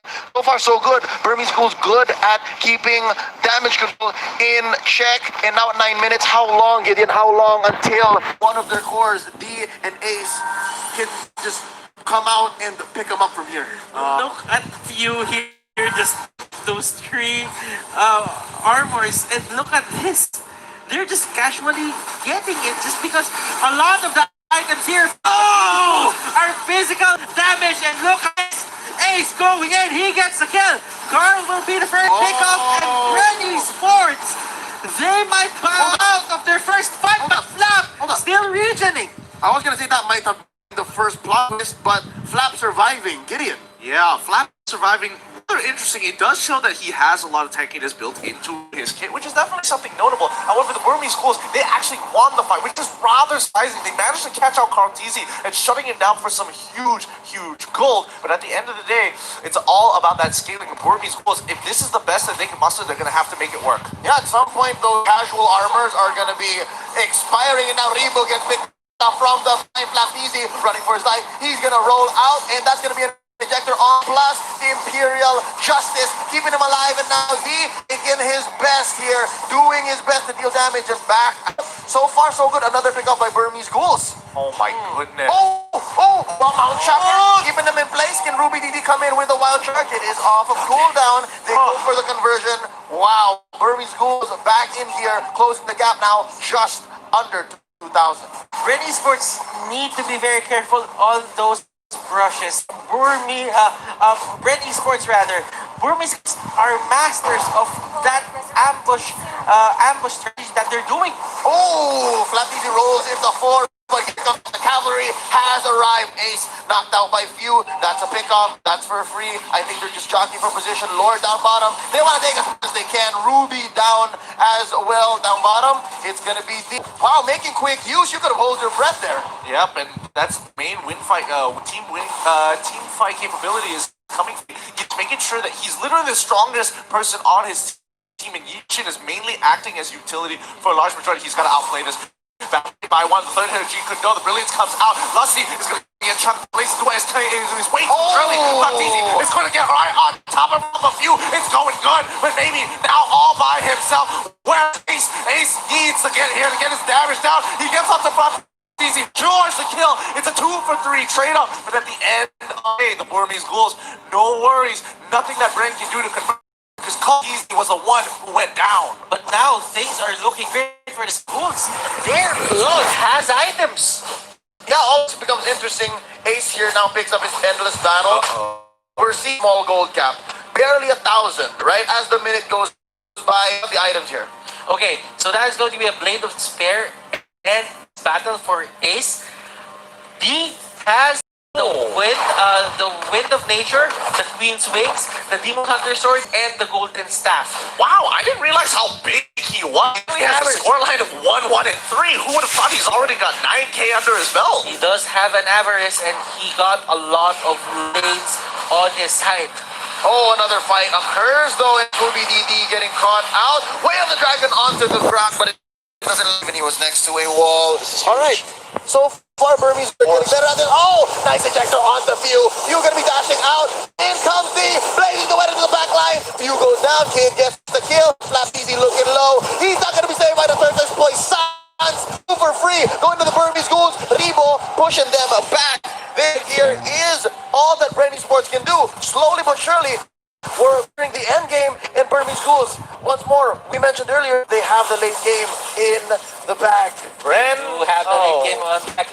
But BREN Esports, can they hold on? Oh, the pressure goes back to their side. Yeah, I mean, BREN messed there. They wasted 5 ultimates just to get a Grok, and they did successfully do it. Burmese Ghouls pull the trigger, and that's what they want to do. Waste the ults from BREN and get a free fight as they do it again once more. They're trying to get bait BREN into something they don't want to do. Ooh, Carl, easy gonna be one right here. Oh no, Ace confirms the Lord take. Naimo here. Oh, the shutdown immediately on the Caldini. That's for Burmese Ghouls. That's none for BREN Esports. Do mind you, Lord has already been taken here. And just like that, BREN Esports came into the fight, but they lost nonetheless. Burmese Ghouls showing us superior positioning and target prioritization. And this is where Carl really just wants to get the kill on D. But D has the nature. Now, Feathered Airstrike is going to play a huge role into this defense.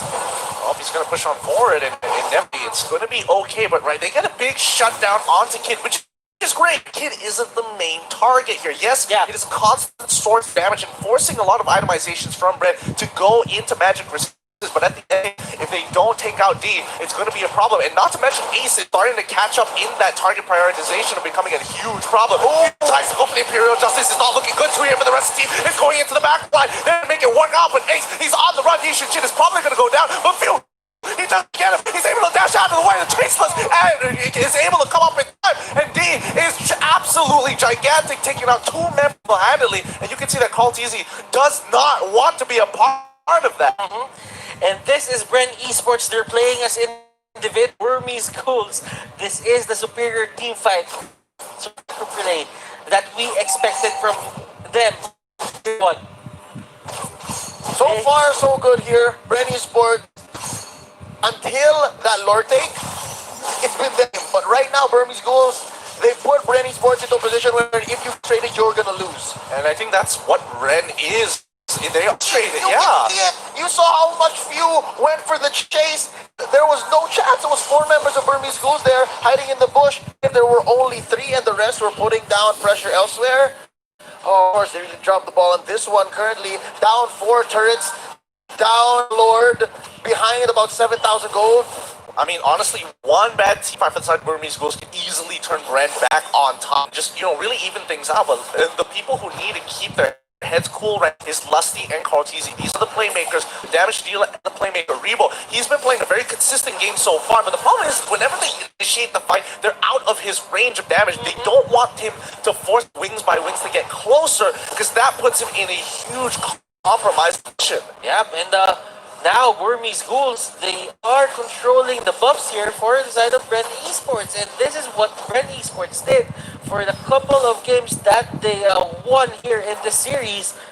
Burmese Ghouls, slowly but surely, walking up to their base. They're not forcing anything. They're waiting for BREN Esports to be a bit impatient. Somebody's going to have to take care. It's either BREN or the Burmese Ghouls. And BREN definitely making a couple of those. They've realized, all right, we've made too many. We've kind of lost the lead. We've kind of, put too much slack on this leash. And Burmese Ghouls, they are just waiting for this Lord. In the next 50 seconds or so, if somebody is going to get caught, it's not going to matter too much unless it starts happening right now at the 40-second mark where the death timers, you won't be able to reach the Lord in time after respawn. Yeah, no kill here is free.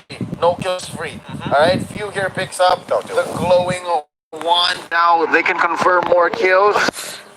But maybe. I think he's the only one who can really afford that given the pull yourself together. And look at this silent war between tanks. Agreed, but again, you don't want to be the first one who dies. Phew, he walks up because he knows, okay, at the end of the day, I can kind of get out. I have mechanics to do that, and it covers a lot of distance. But you can see that, see, he is hesitant. He's walking up, and he's like, no, I don't want to be the one who goes down. He is so important to the team. That wave, the dragon, is going to make it or break it.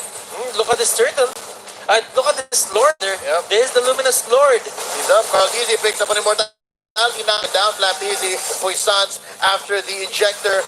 We're taking slow because I know that both teams don't want to pull the trigger here willy-nilly. It's going to matter. Whoever gets out of this, whether by a very small trade. Oh, hold up. He gets caught by Imperial Justice. That's going to be the starting punch here from BREN ESPORTS. And down one. That's going to be Rebo taken out. They're not looking for anything else. A trade? Where do you find it? Few will be flickering out. They've all split the pie here. And now, Flap Easy destroyed by maybe for none so far. And Few is scared of Ruby DD. This is where Ruby wants you. Few. Forced out of base. He cannot join the defense. Ruby DD doesn't want to take him down here as much as possible.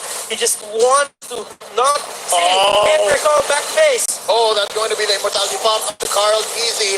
No! Not even the That's time it? execution or the Thorn Rose will save you, ladies and gentlemen. Dusty is the last to go, and that's going to be Burmese Ghouls in game number 4. Oh my goodness! Thank God that this is a best of 7 because this really is a rotation, and overall the Burmese Ghouls managing to punch back in. They need that momentum back. BREN, they need to get that momentum because once you see them run out of gas here, the Burmese Ghouls, they're starting to sniffing out, brick wall you until you just kill yourself of frustration. The Burmese Ghouls have proved that this is a marathon, and now, of course, going for that reset, both sides 2-2, and still we need 2 more games on either side to claim the title, but it's slow and steady winning the right now. It's the form of these players. Like BREN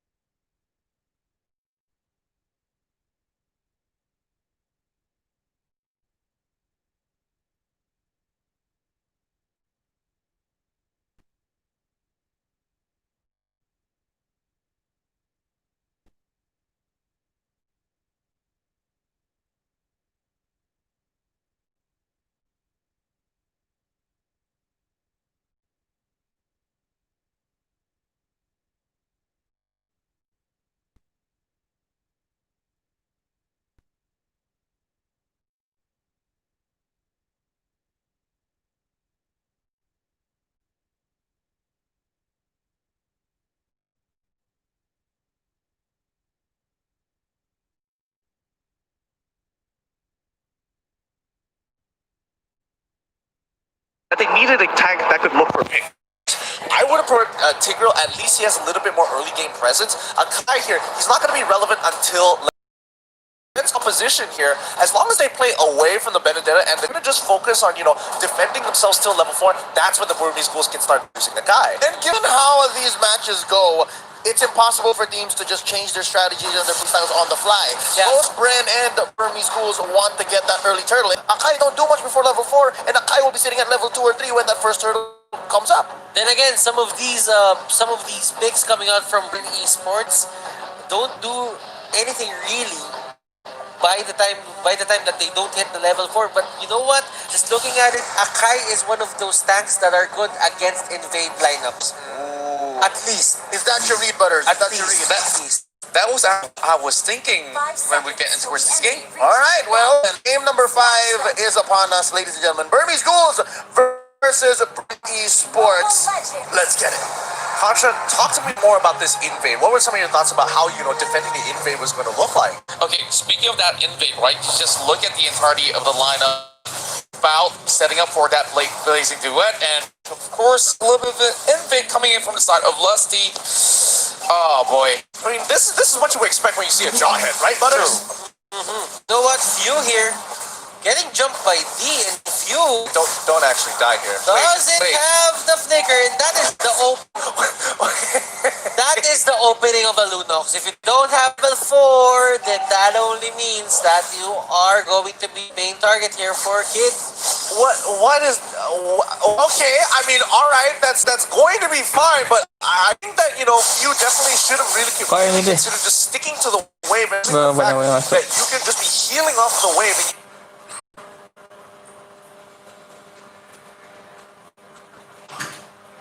you don't necessarily have to participate. Just if you once again getting punished here by Kid.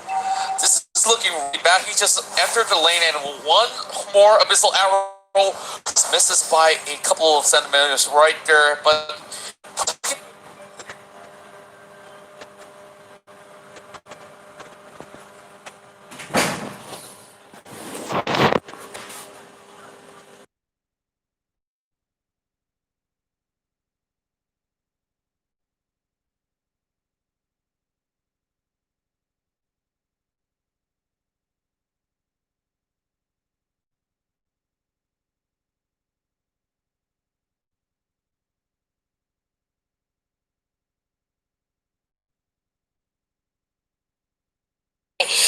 really, it's not.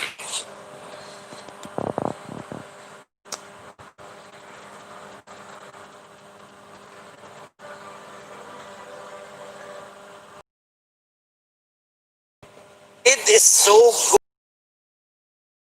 Have got 2 kills for BREN Esports already. Like he's gonna stop.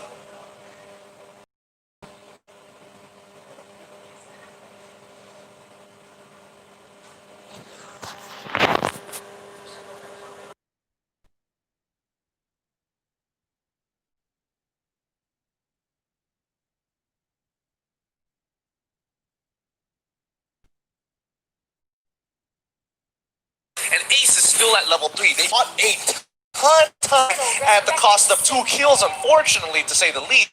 But they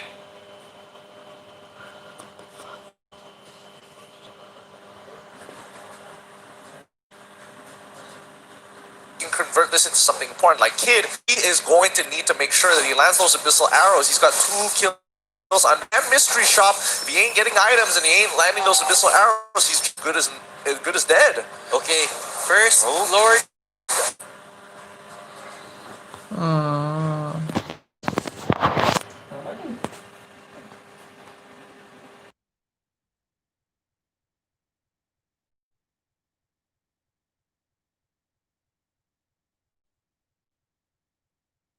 The engagement coming out of BREN Esports.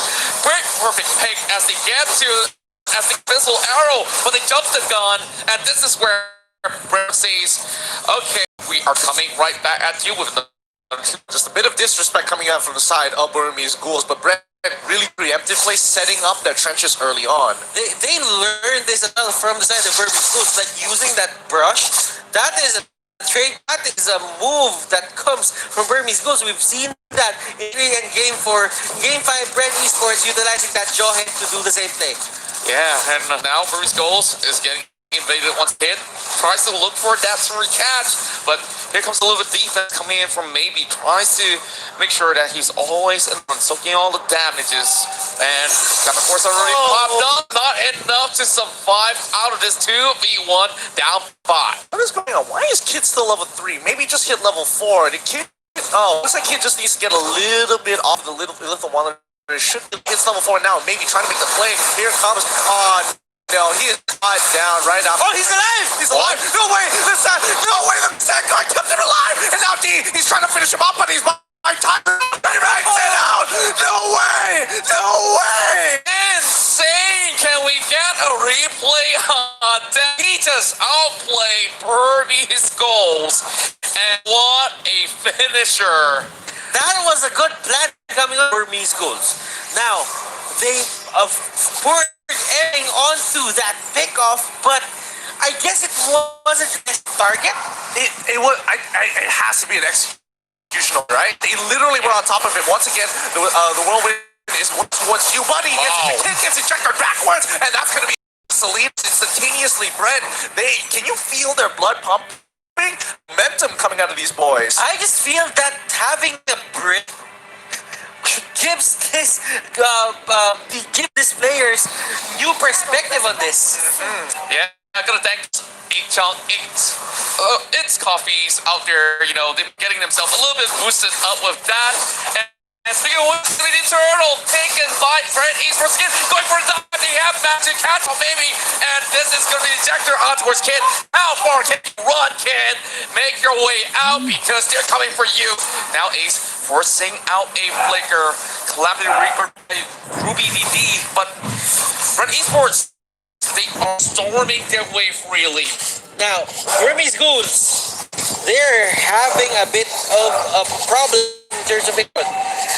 Baby's playing a good game, to be honest. Yep. He's put all the Hurricane Dance in on his belt and capped a lot of people already. A lot of heroes on the side of BREN Esports. But the thing is, BREN Esports has been more responsive and more reactive to what BURMESE Ghouls does. I mean, those executional misplays could be a problem. He's trying to lock down Rebo once more. Maybe he's walking up close, but again, here, Raging Sandstorm, he gets hit by the missile arrow. Kid should be able to secure this one. No way, him live again. Not gonna make the second mistake again.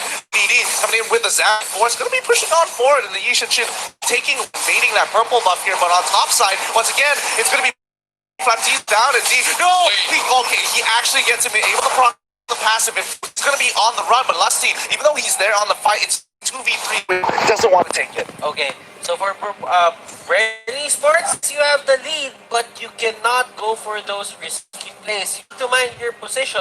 As BURMESE Ghouls, they have a lot of this. Maybe with the Hurricane Dance, if he catches you overextending, that is going to be a divided fight for your team. Yeah, you can definitely see that BURMESE GHOULS, although they are tied, the Khalid that has been causing them quite a lot of upset over the top side, they have managed to turn things around. And speaking of which, on towards D, he's running for his life, but this is definitely going to be a goner for the side of BURMESE GHOULS to try to rescue him in that percent. They have to give him up. Now, 4 versus 5 on this turtle. I think they also have to give even more back towards BREN Esports. Credits to Lusty, he's doing an amazing job with these catches. However, he is collecting kills when honestly it should be going to some other person. Hopefully that put them in the butt later on into the game, but for now it's like, hey, okay, you've got the Athena shield, I don't mind tanking a couple of abyssal arrows. It is throwing those arrows. He's hit those arrows, but the problem is Lusty is just always in. Punish! Force as well! The Zap Force is going to be popped out. The Lazy Noise coming in Ace, but Ace is kind of big here. He can't finish them off. Now Rubini D is going to be on to try and push them down. Unfortunately, it doesn't work out. It's a 2-foot train. It's looking real good. Can they get another one? Perhaps easy to try and pull through it. He catches him up. Ace still with him. This is going to be huge. Oh my goodness. What a great fight coming in from both of these teams. But BREN still coming up on top. Yeah, you can definitely see he was actually controlling the tempo right there, but let's have a look at the items, Butters. I'm pretty sure that now some of the players are pretty huge in this match. Okay, Cartesi will go for the endless battle. He's just setting it up. But while for Ace, he has the Demon Hunter sword, and that is gonna go to a golden staff. That's pretty standard. But one of the players that you really have to look out for is Ruby DD. He has a Calamity Reaper, Feather of Heaven, and that is going to be bad for BREN Esports if they do not take account of this hero. They need to look. They need to be aware of their surroundings. They need to choose their fights. Don't fight on narrow spaces if they want to win this. But for BURMESE GHOULS, if you want to win, place your fights there. Okay. Yeah, and I've been looking at her picks, right? Just look at Lusty. He's actually going towards a full armor build as well as getting tanky as it goes. But he's managing that 5 kills every single time that he goes in for the effort, just going for the unstoppable force, trying to catch out of, or at times maybe because he's the first target that you most of the time, right? So making sure that you don't have Harky Dance when you need it the most is going to be very vital. Yeah, I mean, honestly, Dance is a huge spell, but the Mountain Shocker coming out from BREN Esports side really smart stuff, especially when they're taking Turtle. BURMESE GHOULS, they want to go in, but only when it's inconspicuous. Baby, he jumps on in with a 1,000-pounder and now forces out Lusty into that. He's forcing out the fight. Ruby Kid is going down. Ace already coming in with the blade. When it's not going to be enough. He does get the golden staff, but the rest of the team, BREN is on the run. He turns this around. He turns in and tries to go. Kid gets on top of him. Having force have been working out perfectly well, and they catch them out again. Kid, this wonder Kid landing every important Abyss arrow yet. What did we tell them about not going in for some jungle invade, but Rainbow now going for the catch as well. He's trying up Ruby DD. This is gonna look pretty bad because BREN Esports loses another one, leaving only Kyle TCP behind. BREN Esports, they're making risky decisions that they shouldn't even taking.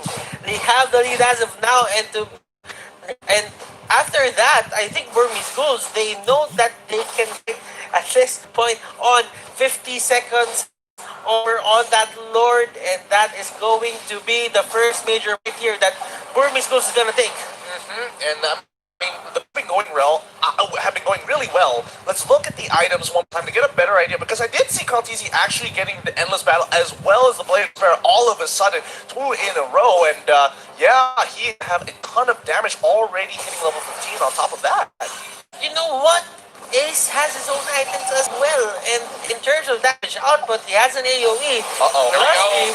And he's going to mount the shots and expand it immediately. Reply with the Hurricane Death as well, pitting up towards the wall. Here comes Activity trying to actually pop out that Electo into play. But I guess there's a split push coming out from the side of D as BURMESE GHOULS. They're tearing out some of all these members to different parts. But Ribble down in the middle of the law. It's going to be Abyssal Arrow trying to connect towards the side of Esports. Baptiste, he does get a lot of damage out towards the side of Ace, but Ace walks away alive, but still D is on the back. They might just actually look for pigs, but we're going in for a little bit of room to just dissect this big fight that just erupted. Oh my goodness, these fights have been absolutely ridiculous here.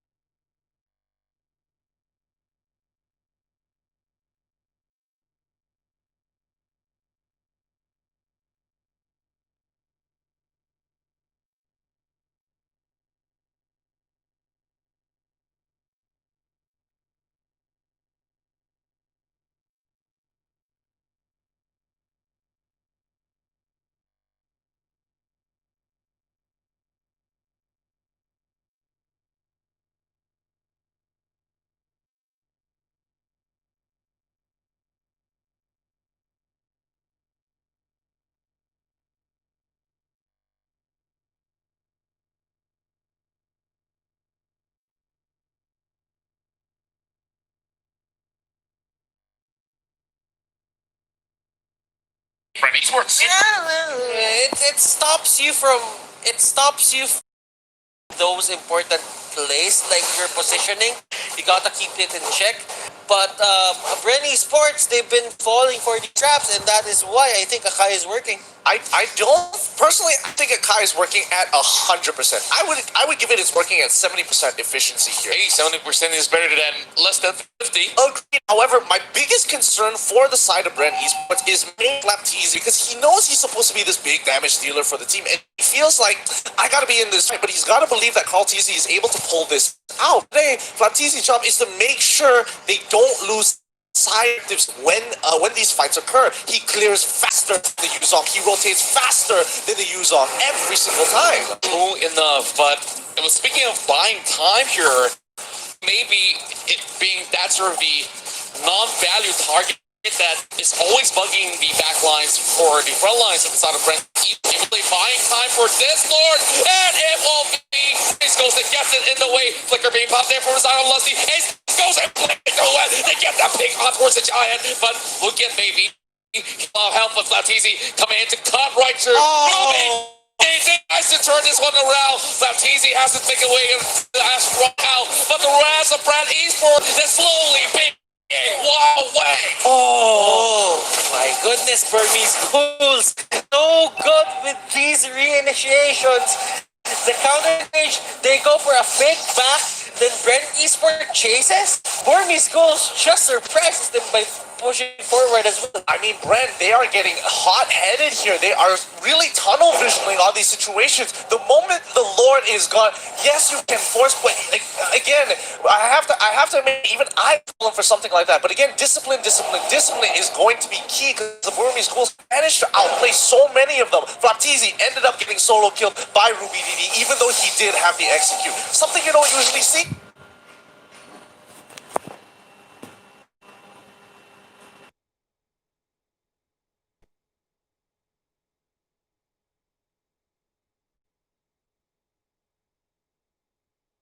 Also another situation going on there, trying to force their way through as Ripple is on the wave over on the mid side. You can definitely see Flapteasy keeping an eye out as well. Oh, but this arrow does not land. Now they need to actually open up the bottom side, and the side lane's pretty much exposed.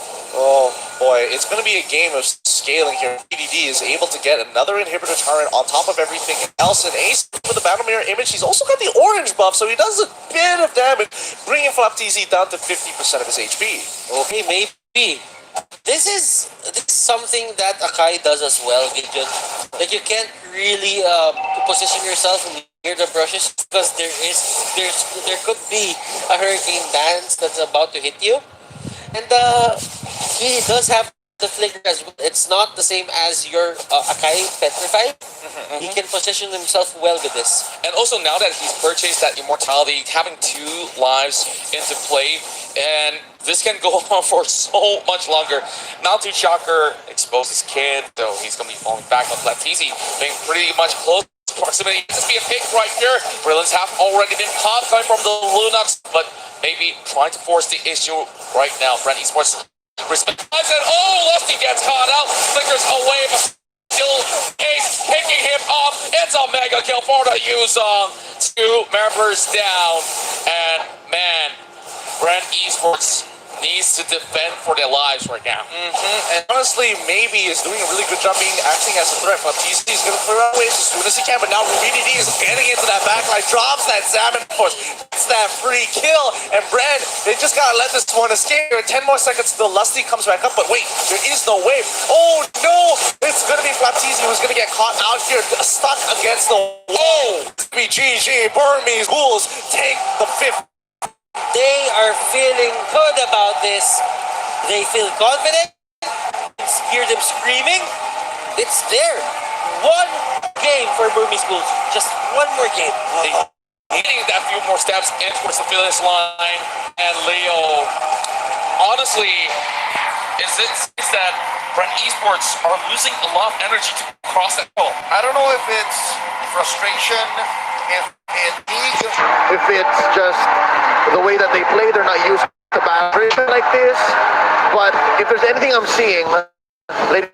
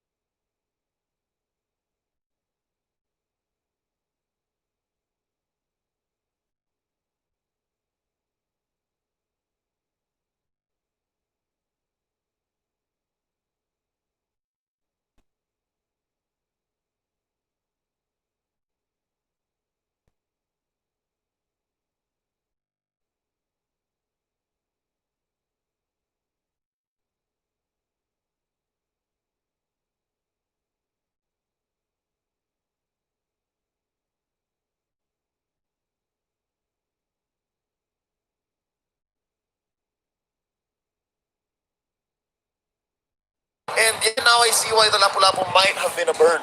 This is the little assassin team composition for Burmese Goals. The last time we saw Hayabusa fresh me, when exactly was that?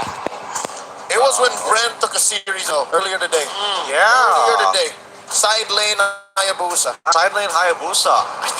I don't know, because the important thing for specifically the Burmese Ghouls is just that wave control.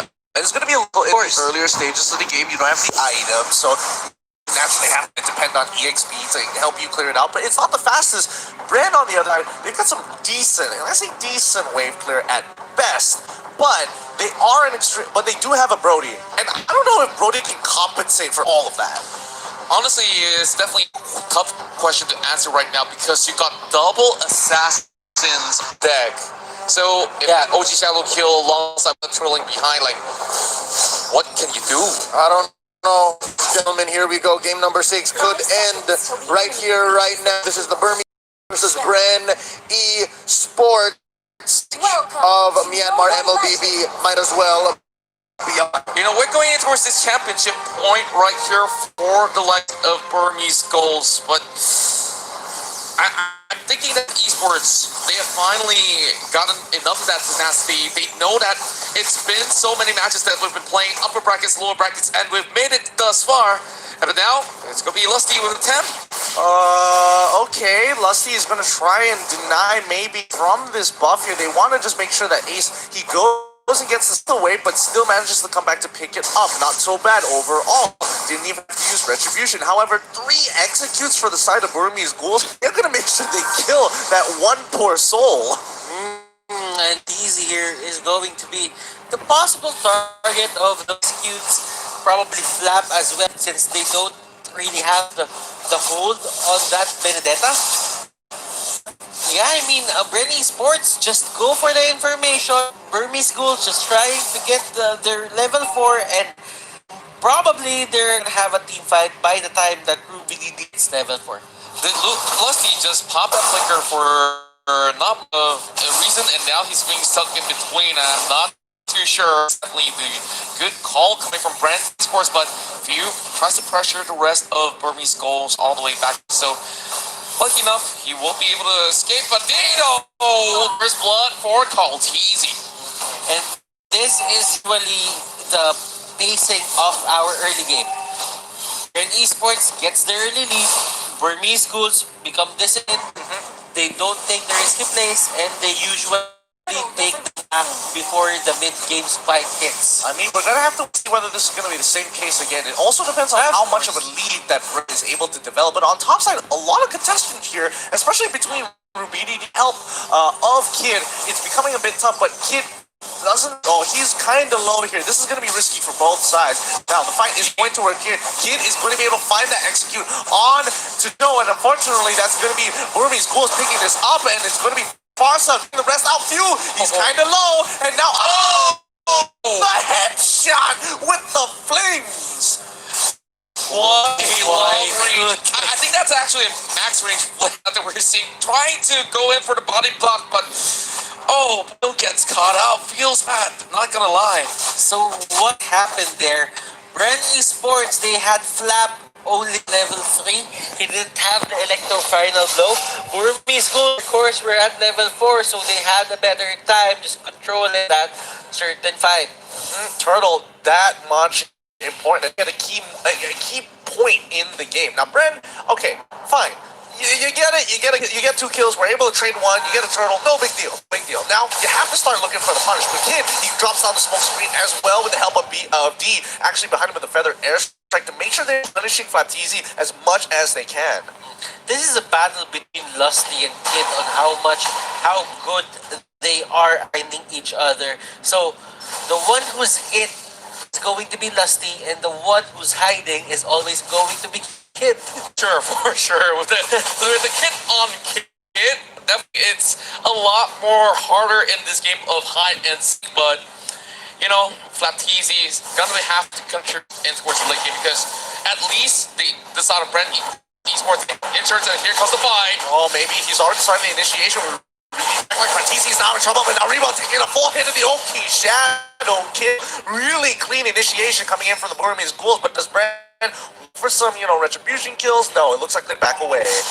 Overno, he easily just flutters away, but winning up towards the top lane, Burmese Ghouls will be able to secure not only gold, but okay, just gold for a moment, but Lusty going for it onwards. Ruby DD, they tried to make a run. Waver Dragon already connects, and there goes Yuzo. Yep. Alright, now, Burmese Ghouls, they do have the triple execute step, but they don't have the flicker. So if they get caught, they don't have that way to create a gap. BREN Esports and Burmese Ghouls really wants to go at it at BREN Esports. They just want to stay Rebo there, almost going down, and maybe to secure the kill. Yep, they sacrifice Rebo for the sake of Turtle here, and now BREN Esports, they gotta make sure that they are constantly looking to try and initiate a lot of these fights. But Kid, he's gonna be walking in, doesn't drop the screen, and just wants to focus on the wave, maybe coming in from the flag, lands on top a few, drops into Toys Poissons, but again, no real initiation and no from the Burmese Ghouls. Have you seen the pattern just yet? Every single time that they go for it, it's like, yeah, go take the turtle, I'm gonna punish Rebo on the side lane, and from many of these games, and now Baptiste managed to actually make a little bit of the move, but maybe is so bold on this move, but he catches dead. Order spins, face popped up as they all get knocked up in the air. Give the Dragon will get a kill for Called Easy. Ruby DD trying to get on top of it, but it's not looking too good. He gets hit by the execute coming in from maybe. A few manages to get on there. Now the feather airstrike does come down. The Kid forcing a retreat, but he can't really do it as he's just sitting down hoping he doesn't die. He knew he was going to die, so he just runs back, says hello, goes down over to Kaltizi. Ghouls, they got punished a bit. And now, that should be you, Contra. But BREN Esports, I was passing it to you, but BREN Esports, Ruby DD is their next target. Yuzhong here gets caught out, but do they have enough damage? Yeah, they do, and they managed to get that pick, and that's what they were looking for. Honestly, y'all had a moment there. Y'all made eye contact. I felt real uncomfortable there for a second. Do you want to join? No, please. I'd like to look at the game. Stand three ways anyway, so with that, BREN Esports now focusing on towards the turret. I'm thinking that this kid is going pretty huge, but here comes Lusty, flushing out maybe. Good news for BREN Esports, they finally get a turret right here, and the insurance policy that I mentioned in the form of Kaltizi actually working well for them. Yeah, it's going well, and Ace, he's getting that push onto that mid lane here, but maybe he's trying to distract them as much as possible with the Toys Poissons. But Kaltizi, he's not really into the idea. Something is up, and Rubidi does come the engage on towards that fighting through mid, but few not all about it as well. Goes into that brilliance, but this is where the fight is going to get interesting. Rebo can decide actually go. This is it. Lusty looking for an opportunity to jump on it. Ruby DD is trying to hold him up, but deep into a sideways. They don't realize it. Use the feathered airside, trying to check that view, but Lusty is able to cancel it off. Give off. There goes Kid. There goes D. And now the entire back. Stop. BREN can start focusing on the front line. Ruby DD is the next to fall. A double kill coming in from Flat T. And maybe he just needs to sacrifice his life to allow 8 to live for the greater good. What did I tell you? This is a great activation coming from BREN Esports. They can't find the answers to Kaltizi though. This is the back and forth between these two teams. Ace almost getting caught out, but there is going to be Kid trying to take down Carl. Can they pull this off though? I mean, okay, Flames coming out just to double check the brush. Have to give it to BREN Esports. Lusty, he has been such a pivotal point for this, literally with at least a 70% KPA participation in this entire game. It is just phenomenal how he's trying to get on D.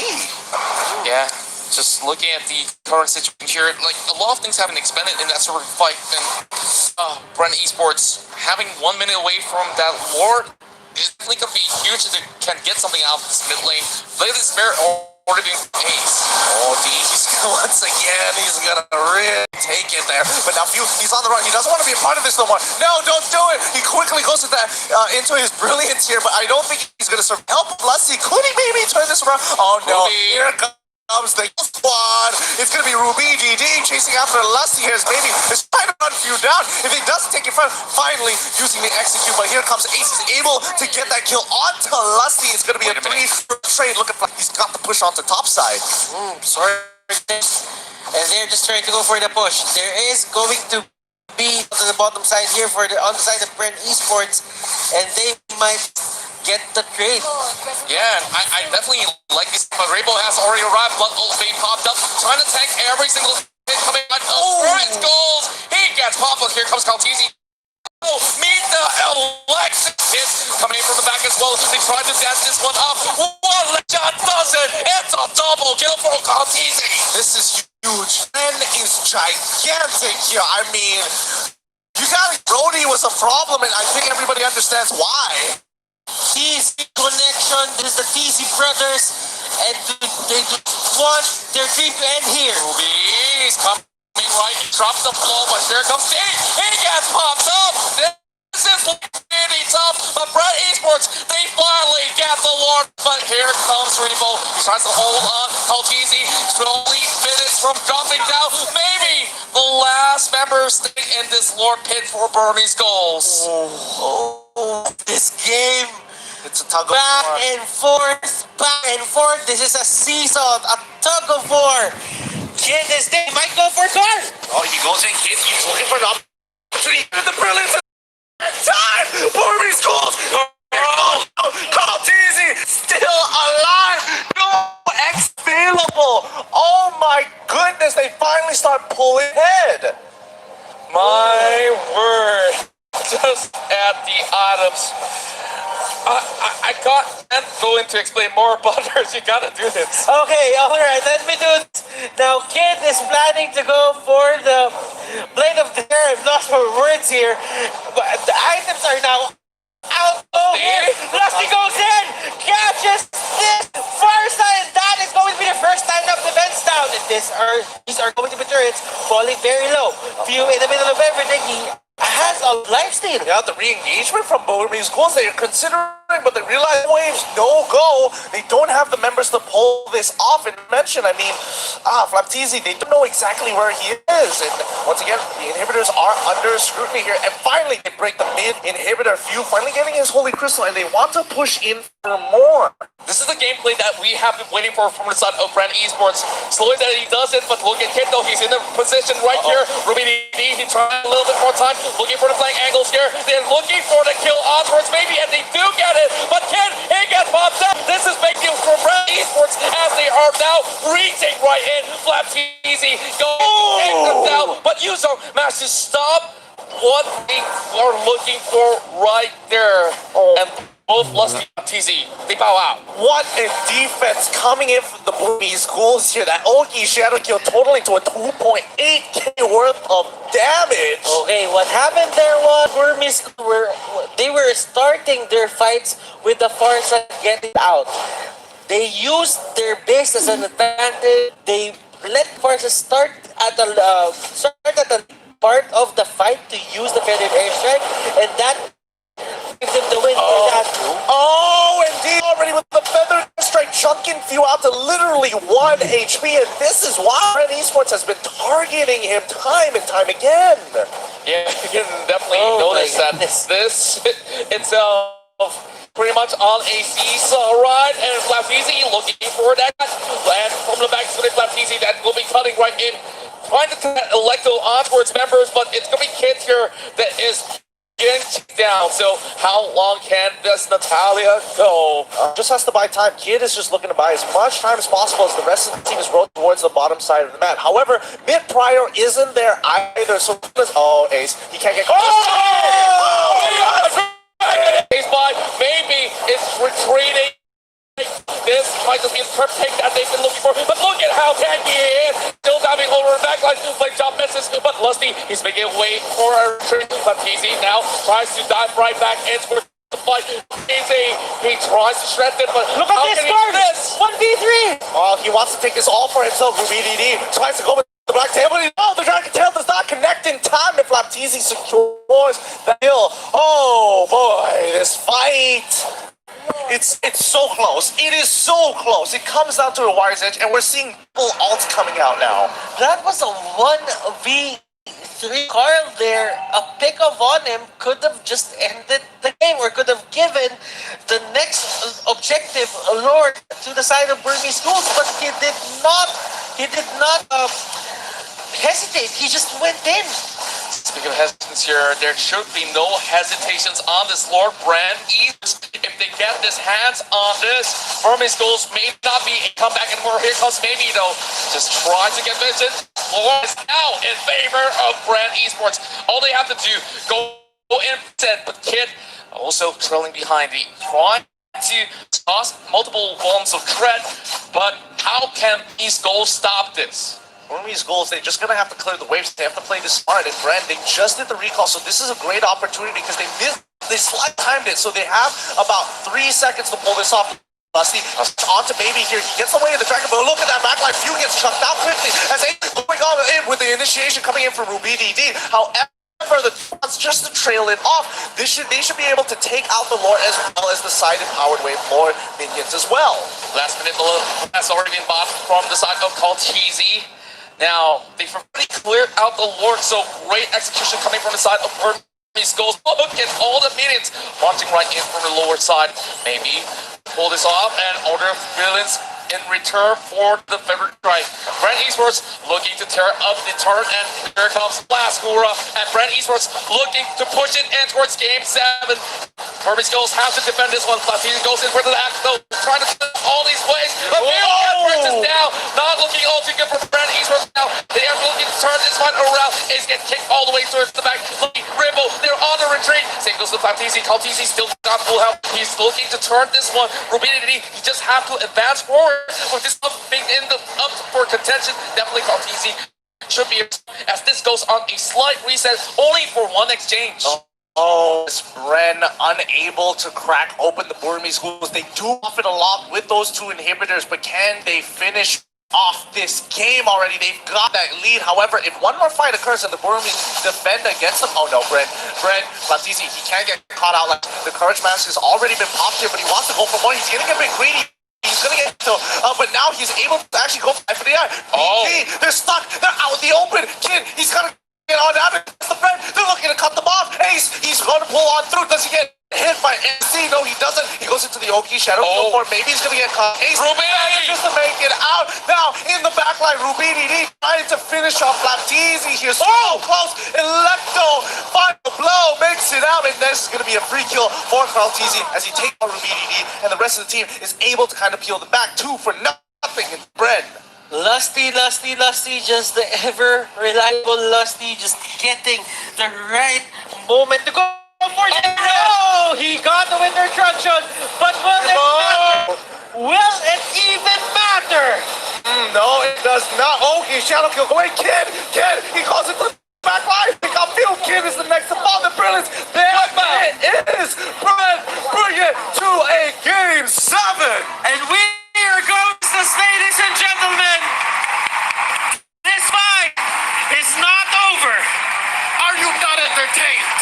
Are you not entertained? Is this not what we all deserve as die-hard, ever-loving MLB sports fans? Ladies and gentlemen, BREN ESPORTS able to dig deep, and despite 2 games in a row, surrender and concede the high point.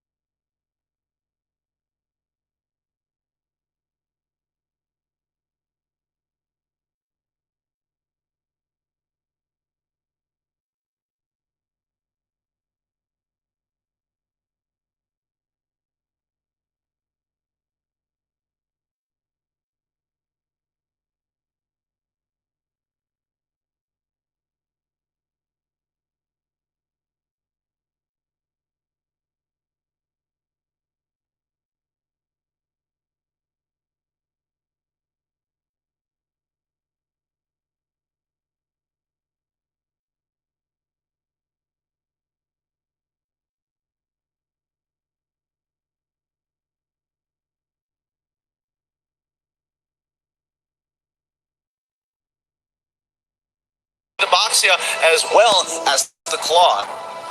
At least they're getting the clock, so it's kind of like a trade-off in this sort of sense. But I'm pretty sure that Leo has the same skillings coming in. Yeah, no, BURMESE GHOULS, they're getting in fades. After the Brody, they get the Lunox. They're waiting for one more lock-in. And if I were to read BREN ESPORTS' draft right, they have to focus on Lusty next before banning comes in. And right now, BURMESE GHOULS, they field Lapu Lapu. It's been since we've seen Lapu Lapu.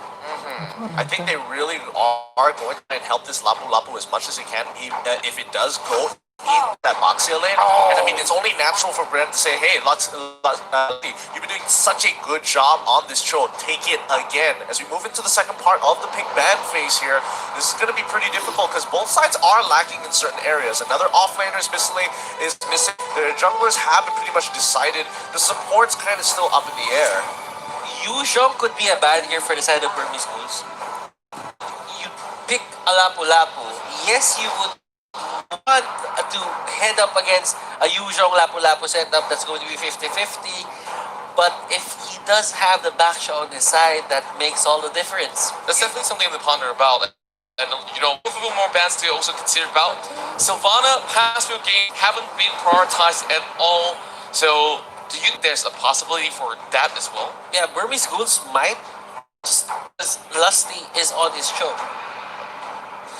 Yeah, one thing that they could go for like a full-on pick composition for the side of Bren, but I think it's more likely that Bren is going to ban. They banned out the Jawhead, so obviously Luna is going to become close second here because again, that's how the tier list goes to these points, especially on tournament meta. Both ultimates super. So now maybe is left hanging, maybe is wondering, what am I going to play next? What other tanks or similar heroes play? And so far, BURMESE GHOULS have seen success put up against the wall like this. Last ban from the Ghouls is going into be Farah, and BREN ESPORTS have one more. Ooh, looking like a great. It's Few who still does not have a hero here. Yeah, and I think he was kind of okay with this. He's got a plethora of options overall. I mean, they're not exactly the best, may not necessarily be the most meta. BURMESE GHOULS here, if they could limit him even more, because they've been trying to match him pretty much the entirety of the game. They've been matching BREN ESPORTS in their drafts. If they can narrow down on what exactly Few wants to take and put him in an uncomfortable spot, they might be able to abuse. BURMESE GHOULS, they need a tank and gold lane. Will they go for a double marksman? The marksman is risky, but could be. Oh boy. The hard counter from the boy. What? Wow. At the last possible moment, BURMESE GHOULS, they still have something up their sleeves to surprise us. Hey, if you're gonna win a championship, You need to be unpredictable. you gotta need to bring a king in. It's gonna be Stalin. I mean, this is pretty interesting because it's working. It's going to shut down the mobility coming in from BREN ESPORTS. They have a very clean mechanic with this, and BREN ESPORTS, they have no way to really get in except for Boxia, and he won't be able to get out. So tight corners used to be BREN ESPORTS' favorite place in the world. Now BURMESE GHOULS will stop here. They do have an in if they get it right. They divert from the Luoyi, but it's so high risk. It's so high concept at this point. Exactly. Tight, narrow jungle. Nah, don't fight there, BREN. BURMESE GHOULS, if you look at it, if they don't finish the game early, the scaling going to favor the side of the Philippines. Yeah, I honestly really like this Loyi. We haven't seen that Loyi in a while. Now, paired with this Boxia, you can definitely go even places that the Boxia could not reach. So with that being said, this is our very final game. It is best of 7 in the Amateur World Championship 2020. Who will be your champions right here? Pop it in the chat, and if you guys are ready to make sure you scream it out loud. Is it BURMESE GHOULS? Is it BREN ESPORTS? Back and towards the land of dawn for our lecture casters. It's been a long day. We need a champion at the end of the day.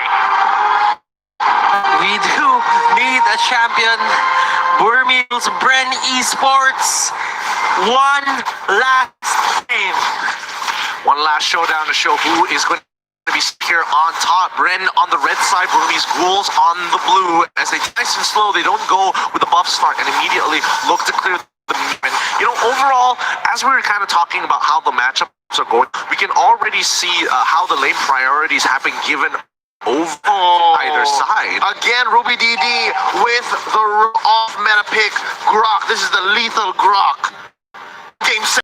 Ooh, it's risky, but we've seen it work before, and now the question really does come down to whether all they get a catch. For now, it's looking pretty good, but Flapteezy going in pretty hard, really having to execute at the end of the day, so they're not go for the dive. Okay, so the Louis pick on few will keep people from BURMESE GHOULS. Let's say poke as much as possible. The damage will be consistent.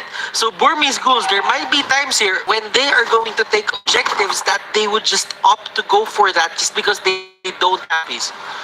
It's not even just about the full HP. Yeah. It really does come down to who is going to win this level 4, and it is leaning more towards the BURMESE GHOULS, but under specific conditions here.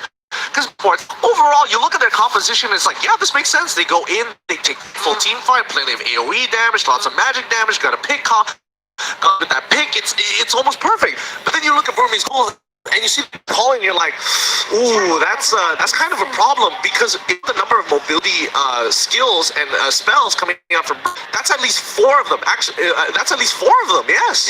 Yep. So agreed here by the BURMESE GHOULS, playing the reactionary line on blue side. The genius mind of Coach Panda action now. Turtle started here by Ace, and he's gonna put a fuse on it again. Brody doing well for BREN ESPORTS in game number 6. 7. How the tables have turned now. The fight has begun inside the river. Or popped here by Kid. He wants out. That's one old countdown for each side as the Puissance is in for Flapteezy to reach. Okay. I mean, Kid can't switch over the Chaos Darkness anyways. Is going to be relevant in this turtle fight. Games take longer. That means it favors the side of BREN. Now, Magnet, the yin and the yang. Diversion is there. Hold up here, BREN. Fakes it. They're gonna continue the fight though up north. First blood. Here comes D. He starts it strong. That disengage, and now BREN is disincentivized for going first. Turtle take. Hold up. They still want more. That's gonna be Flapteezy to it out of here. And yeah, it's a push and pull. Yeah, it really is. You unfortunately making a mistake. He tried to fake it out with the rest of his team, especially with that fast rotation coming in from BREN ESPORTS, and the rest of the team walking out. Flapteezy, he jumps right on top of the Kid. He drops out of the Puissance as well as the Juke. Lusty gets inside. He quickens on backwards. Kicks back. Ace. He's calling it up, but the damage has been done. Louis gonna get double kill so early into this game. Oh, phew! He's so close to dying. Doesn't get hit. But he gets hit by the wall charge at the end of the day. Ruby DD, the next fall, huge win for BREN. And BREN ESPORTS, they are finding the trades. BURMESE GHOULS backing down, and you could see a lot of things working to the side of BREN ESPORTS there. The kick on perfect, that's just what they needed at that certain point in time. Big target now. Quick item check before the 5-minute mark. That's all tough boots onto Lusty. Flapteezy picks up the Raptor machete, uses the ult to disengage. That's 2 chasing down onto him, and look down bottom. This is actually some pressure onto Ruby DD. I think BREN ESPORTS have had it with this surprisingly lethal Grok. Yeah. First time that we see him hugging the turret. I mean, they have to make sure that he doesn't get too far away here. Because, again, Grok with the power nature, very nice. Oh, he gets hit by a lot of bullies here as well as the chrono finisher as well. But now they're on top of Rebo. Oh, they almost catch him as well. Forcing him to use Purify. And the rest of BURMESE GHOULS, they pull back. Big win. Flapteezy, what happened? 1 HP? I guess he was dueling with the 2 up top. Lunox. So he quits, yeah. Lapo Lunox. Hold up! Good. Blaze with yeah, down goes maybe. Kid can't back. Interesting entrance by BREN ESPORTS. Right now, they're trying to go for this push. Looking for a conversion. Ace puts a few beads. Gonna be popping the torn apart memory from here on very soon now. Oh, nice wild charge here by Ruby DD. And they decimate BREN ESPORTS from underneath the own tower. 3 for none. The ghouls are feeling it. They are pouncing, looking to really turn this into a brawl. And D, he knows that he has to throw in himself under the fire. Flatizi is going to be dropping. Oh, he gets it back. It's a great pull, but he does force out the rejuvenate, and nobody can really deal with it. Spot enough damage. Can he get the Cyclone's Eye in time? He gets hit by his stun. He steals the Cyclone's Eye, but Flaptizi is like, nah, shield unity, and I'm rolling. Okay, this is one of the things that Burmese Ghouls is really good. And Ruby DD, they've been going for a lot of these, what's the name of the ultimate of the Wild Charge. Wild Charge. This is for the longest time we haven't used Croc in the meta. This is the first time that he was used. Wild Charge with the flicker. They've been using that time and again, and it's almost always certain that he's gonna be very near on rocks and just knock up the enemy. Yeah, that's what's so nice about Ruby DD's build here. Nice knock up here. Oh! Salmon versus me. In comes maybe though King's Calling. Keep it down. That's gonna be Lusty. Oh my god, the tag team in effect. Now, that's gonna be few from the backline. Lose kid. It's a duel. Mage on mage action. And that's be the wipeout on a 2-few. That'll be the order brilliance away for Kid. D take down here by Easy. That's a small consolation prize. 1 for 3. Big wins all across the board for the Burmese Ghouls. They're very happy with this trade at the end. Should be holding on for BREN Esports. Burmese. This is going as though they planned it. They get pickups, they get kill, they control the mid game, they make the most out of ace mid game spike. That's it. Oh no! Kid gets caught in by Flaptizi. Ruby DD looking for a target. That's gonna be a miss. A rotation in Bayou. And this is BREN Esports pressuring the lane. So far, Burmese Ghouls fights, but just the same, BREN Esports are hitting pickoffs where they can and pressuring the map. Look, this a push by Rebo. Yeah. Those guys are literally looking for those flanks, getting behind the tier 1 turrets and looking for these heavy dives. But maybe that King's Calling is super effective against Rebo. Rebo has to be extra careful in that King Calling. Purify ain't gonna save him. Look at the enchanted talisman being used here for Rebo, and that is quite unusual because a lot of the Harriet side laners are going for the Calabar and the Feather of Heaven. Yeah, Flaptizi here senses something. Pulled by maybe. That's going to be the turquoise poisons. And as well, a vitalized dropping here. But already 2 big sources gone for BREN Esports. Well timed for the 30-second turn coming up for Burmese Ghouls, the very last one. They'll have their ultimates at the end of the day. I did see Rebo actually purchasing the Calamity Reaper first, so don't worry about that. The talisman, Enchanted Talisman came in a little bit later. Steve, he's going to be looking for an opportunity to kind of, secure their position around the turtle, so they have first dibs for now, but Ruby DD says put a few. Now under a lot of scrutiny here, the King's Calling right in the middle of the lane here. Nobody from the side of BREN Esports wants to walk forward, so it's going to be a free pick with no returns. Maximum efficiency use of King's Calling. You see how it fits the circle down the middle right so perfectly? And that's exactly what May's doing here. But hold up, what's this? A nice trade for the turtle. Bert lets it go. It's not coming in time. But then again, about what they did there. Here we go. Wild charge by Ruby DD. What? That's got DD taking him down. And the life bars are shut down by Ace. And the fight continues. Where do they go? 7-4 or 24K. This game is darn close, but the Burmese Ghouls are up for it. Golden Staff is now up for, and you can see the trades. Ruby DD, maybe it's just to keep him. He knows that if he stays alive, he can just keep on going for those pokes. Now he will look at the items. Love with Athena Shield. Rebo, who as well is probably gonna go for something or of something of a Ice Queen wand or a Lightning Cruncher, or probably a wand as well. Yeah, those are some pretty good shoutouts there, especially always in a lot of trouble. He's gonna die here. There's nothing much he can do. He's gonna get run down despite the amount of movement speed that he has, and Flaptizi just to secure the kill with the shield. Unity. Now, rotation is going to be placed in the middle just so they can steal away the orb buff again. And then, unfortunately, Flaptizi is going to be, hey, I'm carry now. Oh, Kid, that is the case. And now Kid gets caught here. That's going to be quite a hit from the back line as Ruby DD goes in with a wild BB here. Caught out Flaptizi inside the turtle, the purple pit. And that's going to be the back out. Oh, nice knock-up. Nice with the dragon. Take out Flaptizi first. Lusty still in here. Count easy. Blazing duet. Trying to get one. That's going to be Kid. And they back out. Oh, That's not enough. Double kill here for Carteezy. 2 for 1. And while that's happening, we have Rebo and Few going to the bottom lane. Lord's up. Lord's up. It's free. Lawrence up, and they keep the Burmese ghouls from walking up forward. They made sure they teleported right in front of the base, making sure that they're standing on towards the top right side. Just in case they wanted to get a little bit more physical with them, but now they have the river. Carteezy is kind of huge in these situations, and right now Ace, he's got the burst damage, but Carteezy, he's got strong AoE. Remember, the last time that they picked the Claude, it was relying on Claude alone. The damage output came from him alone. Right now for BREN Esports, they have this insurance. They have Rebo and the Harith, and both of them will have to carry the damage of this team. Not to mention, Few just purchased the necklace of Durance, and that's going to be very, very helpful, especially against Rubidi as well as D. And let's see how this fight is. It's about to occur. Want to look for that big engagement. Here we go, Lord at about a 6 health. That's going to be a reset. Flapeezy already pops here. Deepons rolling out.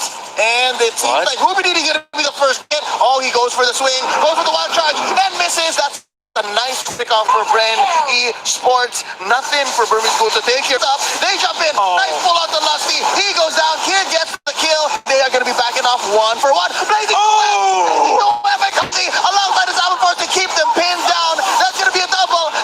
Down base. Down goes Maisie. D as well. Kid is the only in this onslaught. Ladies and gentlemen, BREN Esports. 4 for 1. Let's go! BREN Esports, they see the King's calling, it's gone. They run straight down and force the engagement onto the King's goal, and now will profit the Lord as well as a mid-tier. Oh my goodness, they should be able to get this. No, can they get this? Yes! The King's calling! Really away, but look at Carteezy trying to go for Kid! He takes the Kid!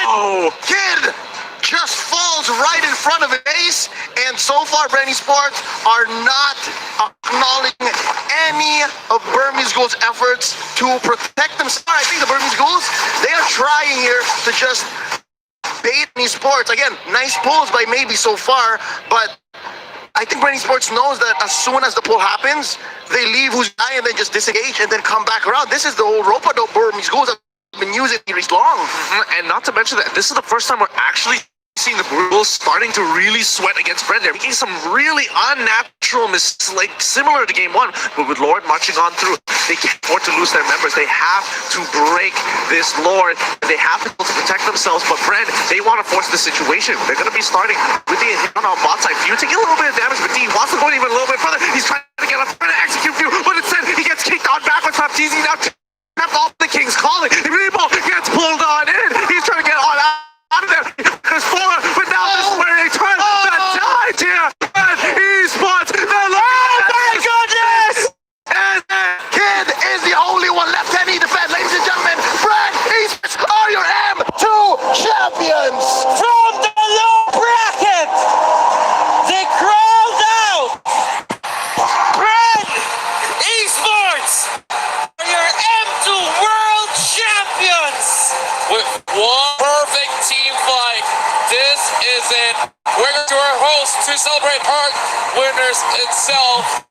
And well, this will be the end of our match, but now it's time for BREN Esports to go and claim what is rightfully theirs. The pro itself, thank you so much from the caster's desk. This is us now. Thank you very much, Butters, Gideon, Leo, as well as Contra Lysander. Can you hear me? Series, an incredible M2. They are going to be looking back in the history books at M2, the coolest best of 7 you have ever seen in Mobile Legends history. Now, I'm pretty sure all over in the Philippines, they are screaming, Branglam Malakas! Congratulations, people! Congratulations, Philippines! Wow! All right, let us catch our breaths for a while now. Ladies and gentlemen, watching us, this is not the end. We'll come back in maybe say half an hour with the live media interview with our champion esports. But of course, we do want to say a big thank you, congratulations as well To Burmese Ghouls. to Burmese Ghouls. Thank you so much. Well done. Very, very good fight put up for us. A 2-0 lead from BREN, and then come equalize at a game 7. Yeah. Incredible from both sides. A big round of applause at home for those two teams. You know, I almost want to say this, it might sound cliche, but I can hear the dreams coming in from the Philippines right now. Look at our casters, there's everybody so happy. Wolf is on his laptop, updating on Facebook right now on the results that just happened. In just a while, we'll be presenting the awards to our champion team. But of these schools, thank you so much. Please make your way off stage. We'll see you in a while. Second place though, big round of applause, big round of applause. Second place. Second, make your way down on stage, make your way off stage. Make a way. Follow the floor, man. Do follow the marshals. Thank you so much. Thank you so much for putting up a great finals for all of us to watch, as well as here in the studio. I gotta say, the atmosphere in this studio, Joakim. Yeah, emotions running wild. We have, of course, happiness, sadness. The higher you climb, the harder the fall. But of course, there can only be one winner. Of course, we got the prize, the presentation coming up in just a while. We're just waiting for everyone to be ready. We invite a few guests on stage to present the present. Lysander, invested in the game. How is it like for We you? were all invested. I'm telling you, they are gonna look back one day. The analyst says they're always gonna bring M2. They say, remember M2, remember M2. There was a team that made it 2-0, and then there's the other team that brought 7. There's always going to be a reference to this M2. That's what I'm gonna say. Yeah. And I hope they remember this. Hope this keeps up for M3, because this has been an incredible. Now, to present the medals for the championship team, can we please welcome the executive of the Singapore Tourism Board, Mr. Keith Tan, on stage, please. Mr. Keith Tan, thank you so much for joining us. Thank you, sir. Yes, sir. Thank you so much. Lysander, do the honors for the championship team for M2 World Championship. Your M2 World Champion from the Philippines, BREN Esports! I'm now going to call up each of the players to receive their awards VIP. First up, we have Rebo. Woo! Round of applause for all these champions up on stage right now. Thank you. Next up, Carl TZ. And next, we have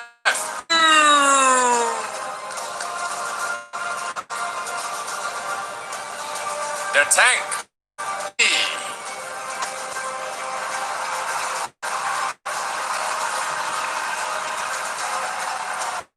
And TZ.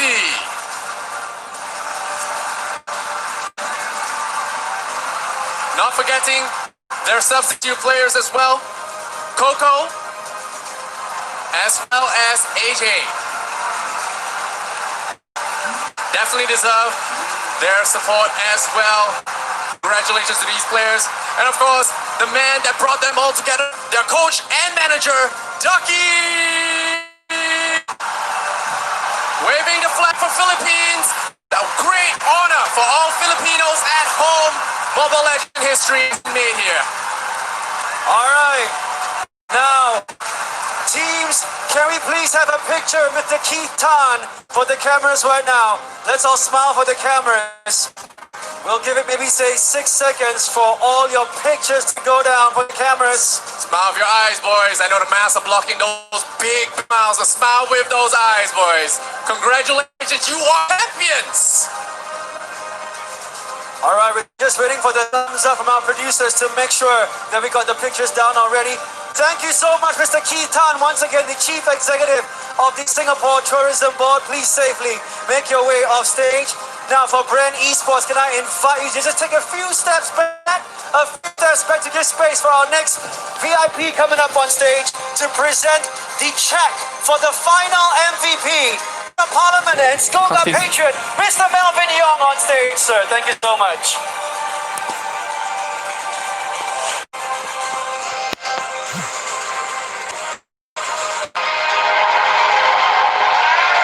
All right. Producers, we need some help. We've not been told. I have a good guess. Okay, I have a good guess. I mean, we have been all watching the games. It is the best fencer at M, the Lancelot specialist, Cartesian! It was top secret, like Top secret, that is an open secret. Philippines so blessed with Cartesi, as your land specialist has done so well across the entire M2 tournament. all right. Carl Teasy and Mr. Melvin Young, could we have you in the center stage for a picture, please, of the camera? Carl Teasy and Mr. Melvin Young, could we have you center stage for a picture? Thank you so much, sir. And thank you so much, Carl Teasy. Show off your check. Show off your MVP check. There you go, Carl. Gonna remember this for a long time, my friend. Gonna remember this amazing moment for a long time. Everyone smile. We're waiting for the go-ahead. All the pictures will be taken front page news tomorrow. I'm pretty sure in the Philippines and here in Singapore. I'm assuming we are done. Thank you so much once again, Mr. Melvin Young. Thank you so much. And of course, Bren, it's about time. We're gonna need two of you guys. All right. BREN Esports, can I have one on the left and one on the right to lift up now? Bring it to the front first. We're gonna do this on the count of three in the front. So Ducky, take the plot, put it down first. Put it down. Take the plot. Yeah, be careful. It's heavy. It's heavy. Guys. It is heavy. Two people? Yeah. All right, guys. Move it to the front. Take Yeah, it down. Yep. All right. Be careful, guys. All right. All Put it right. down. All right. All right. Bring it to the front.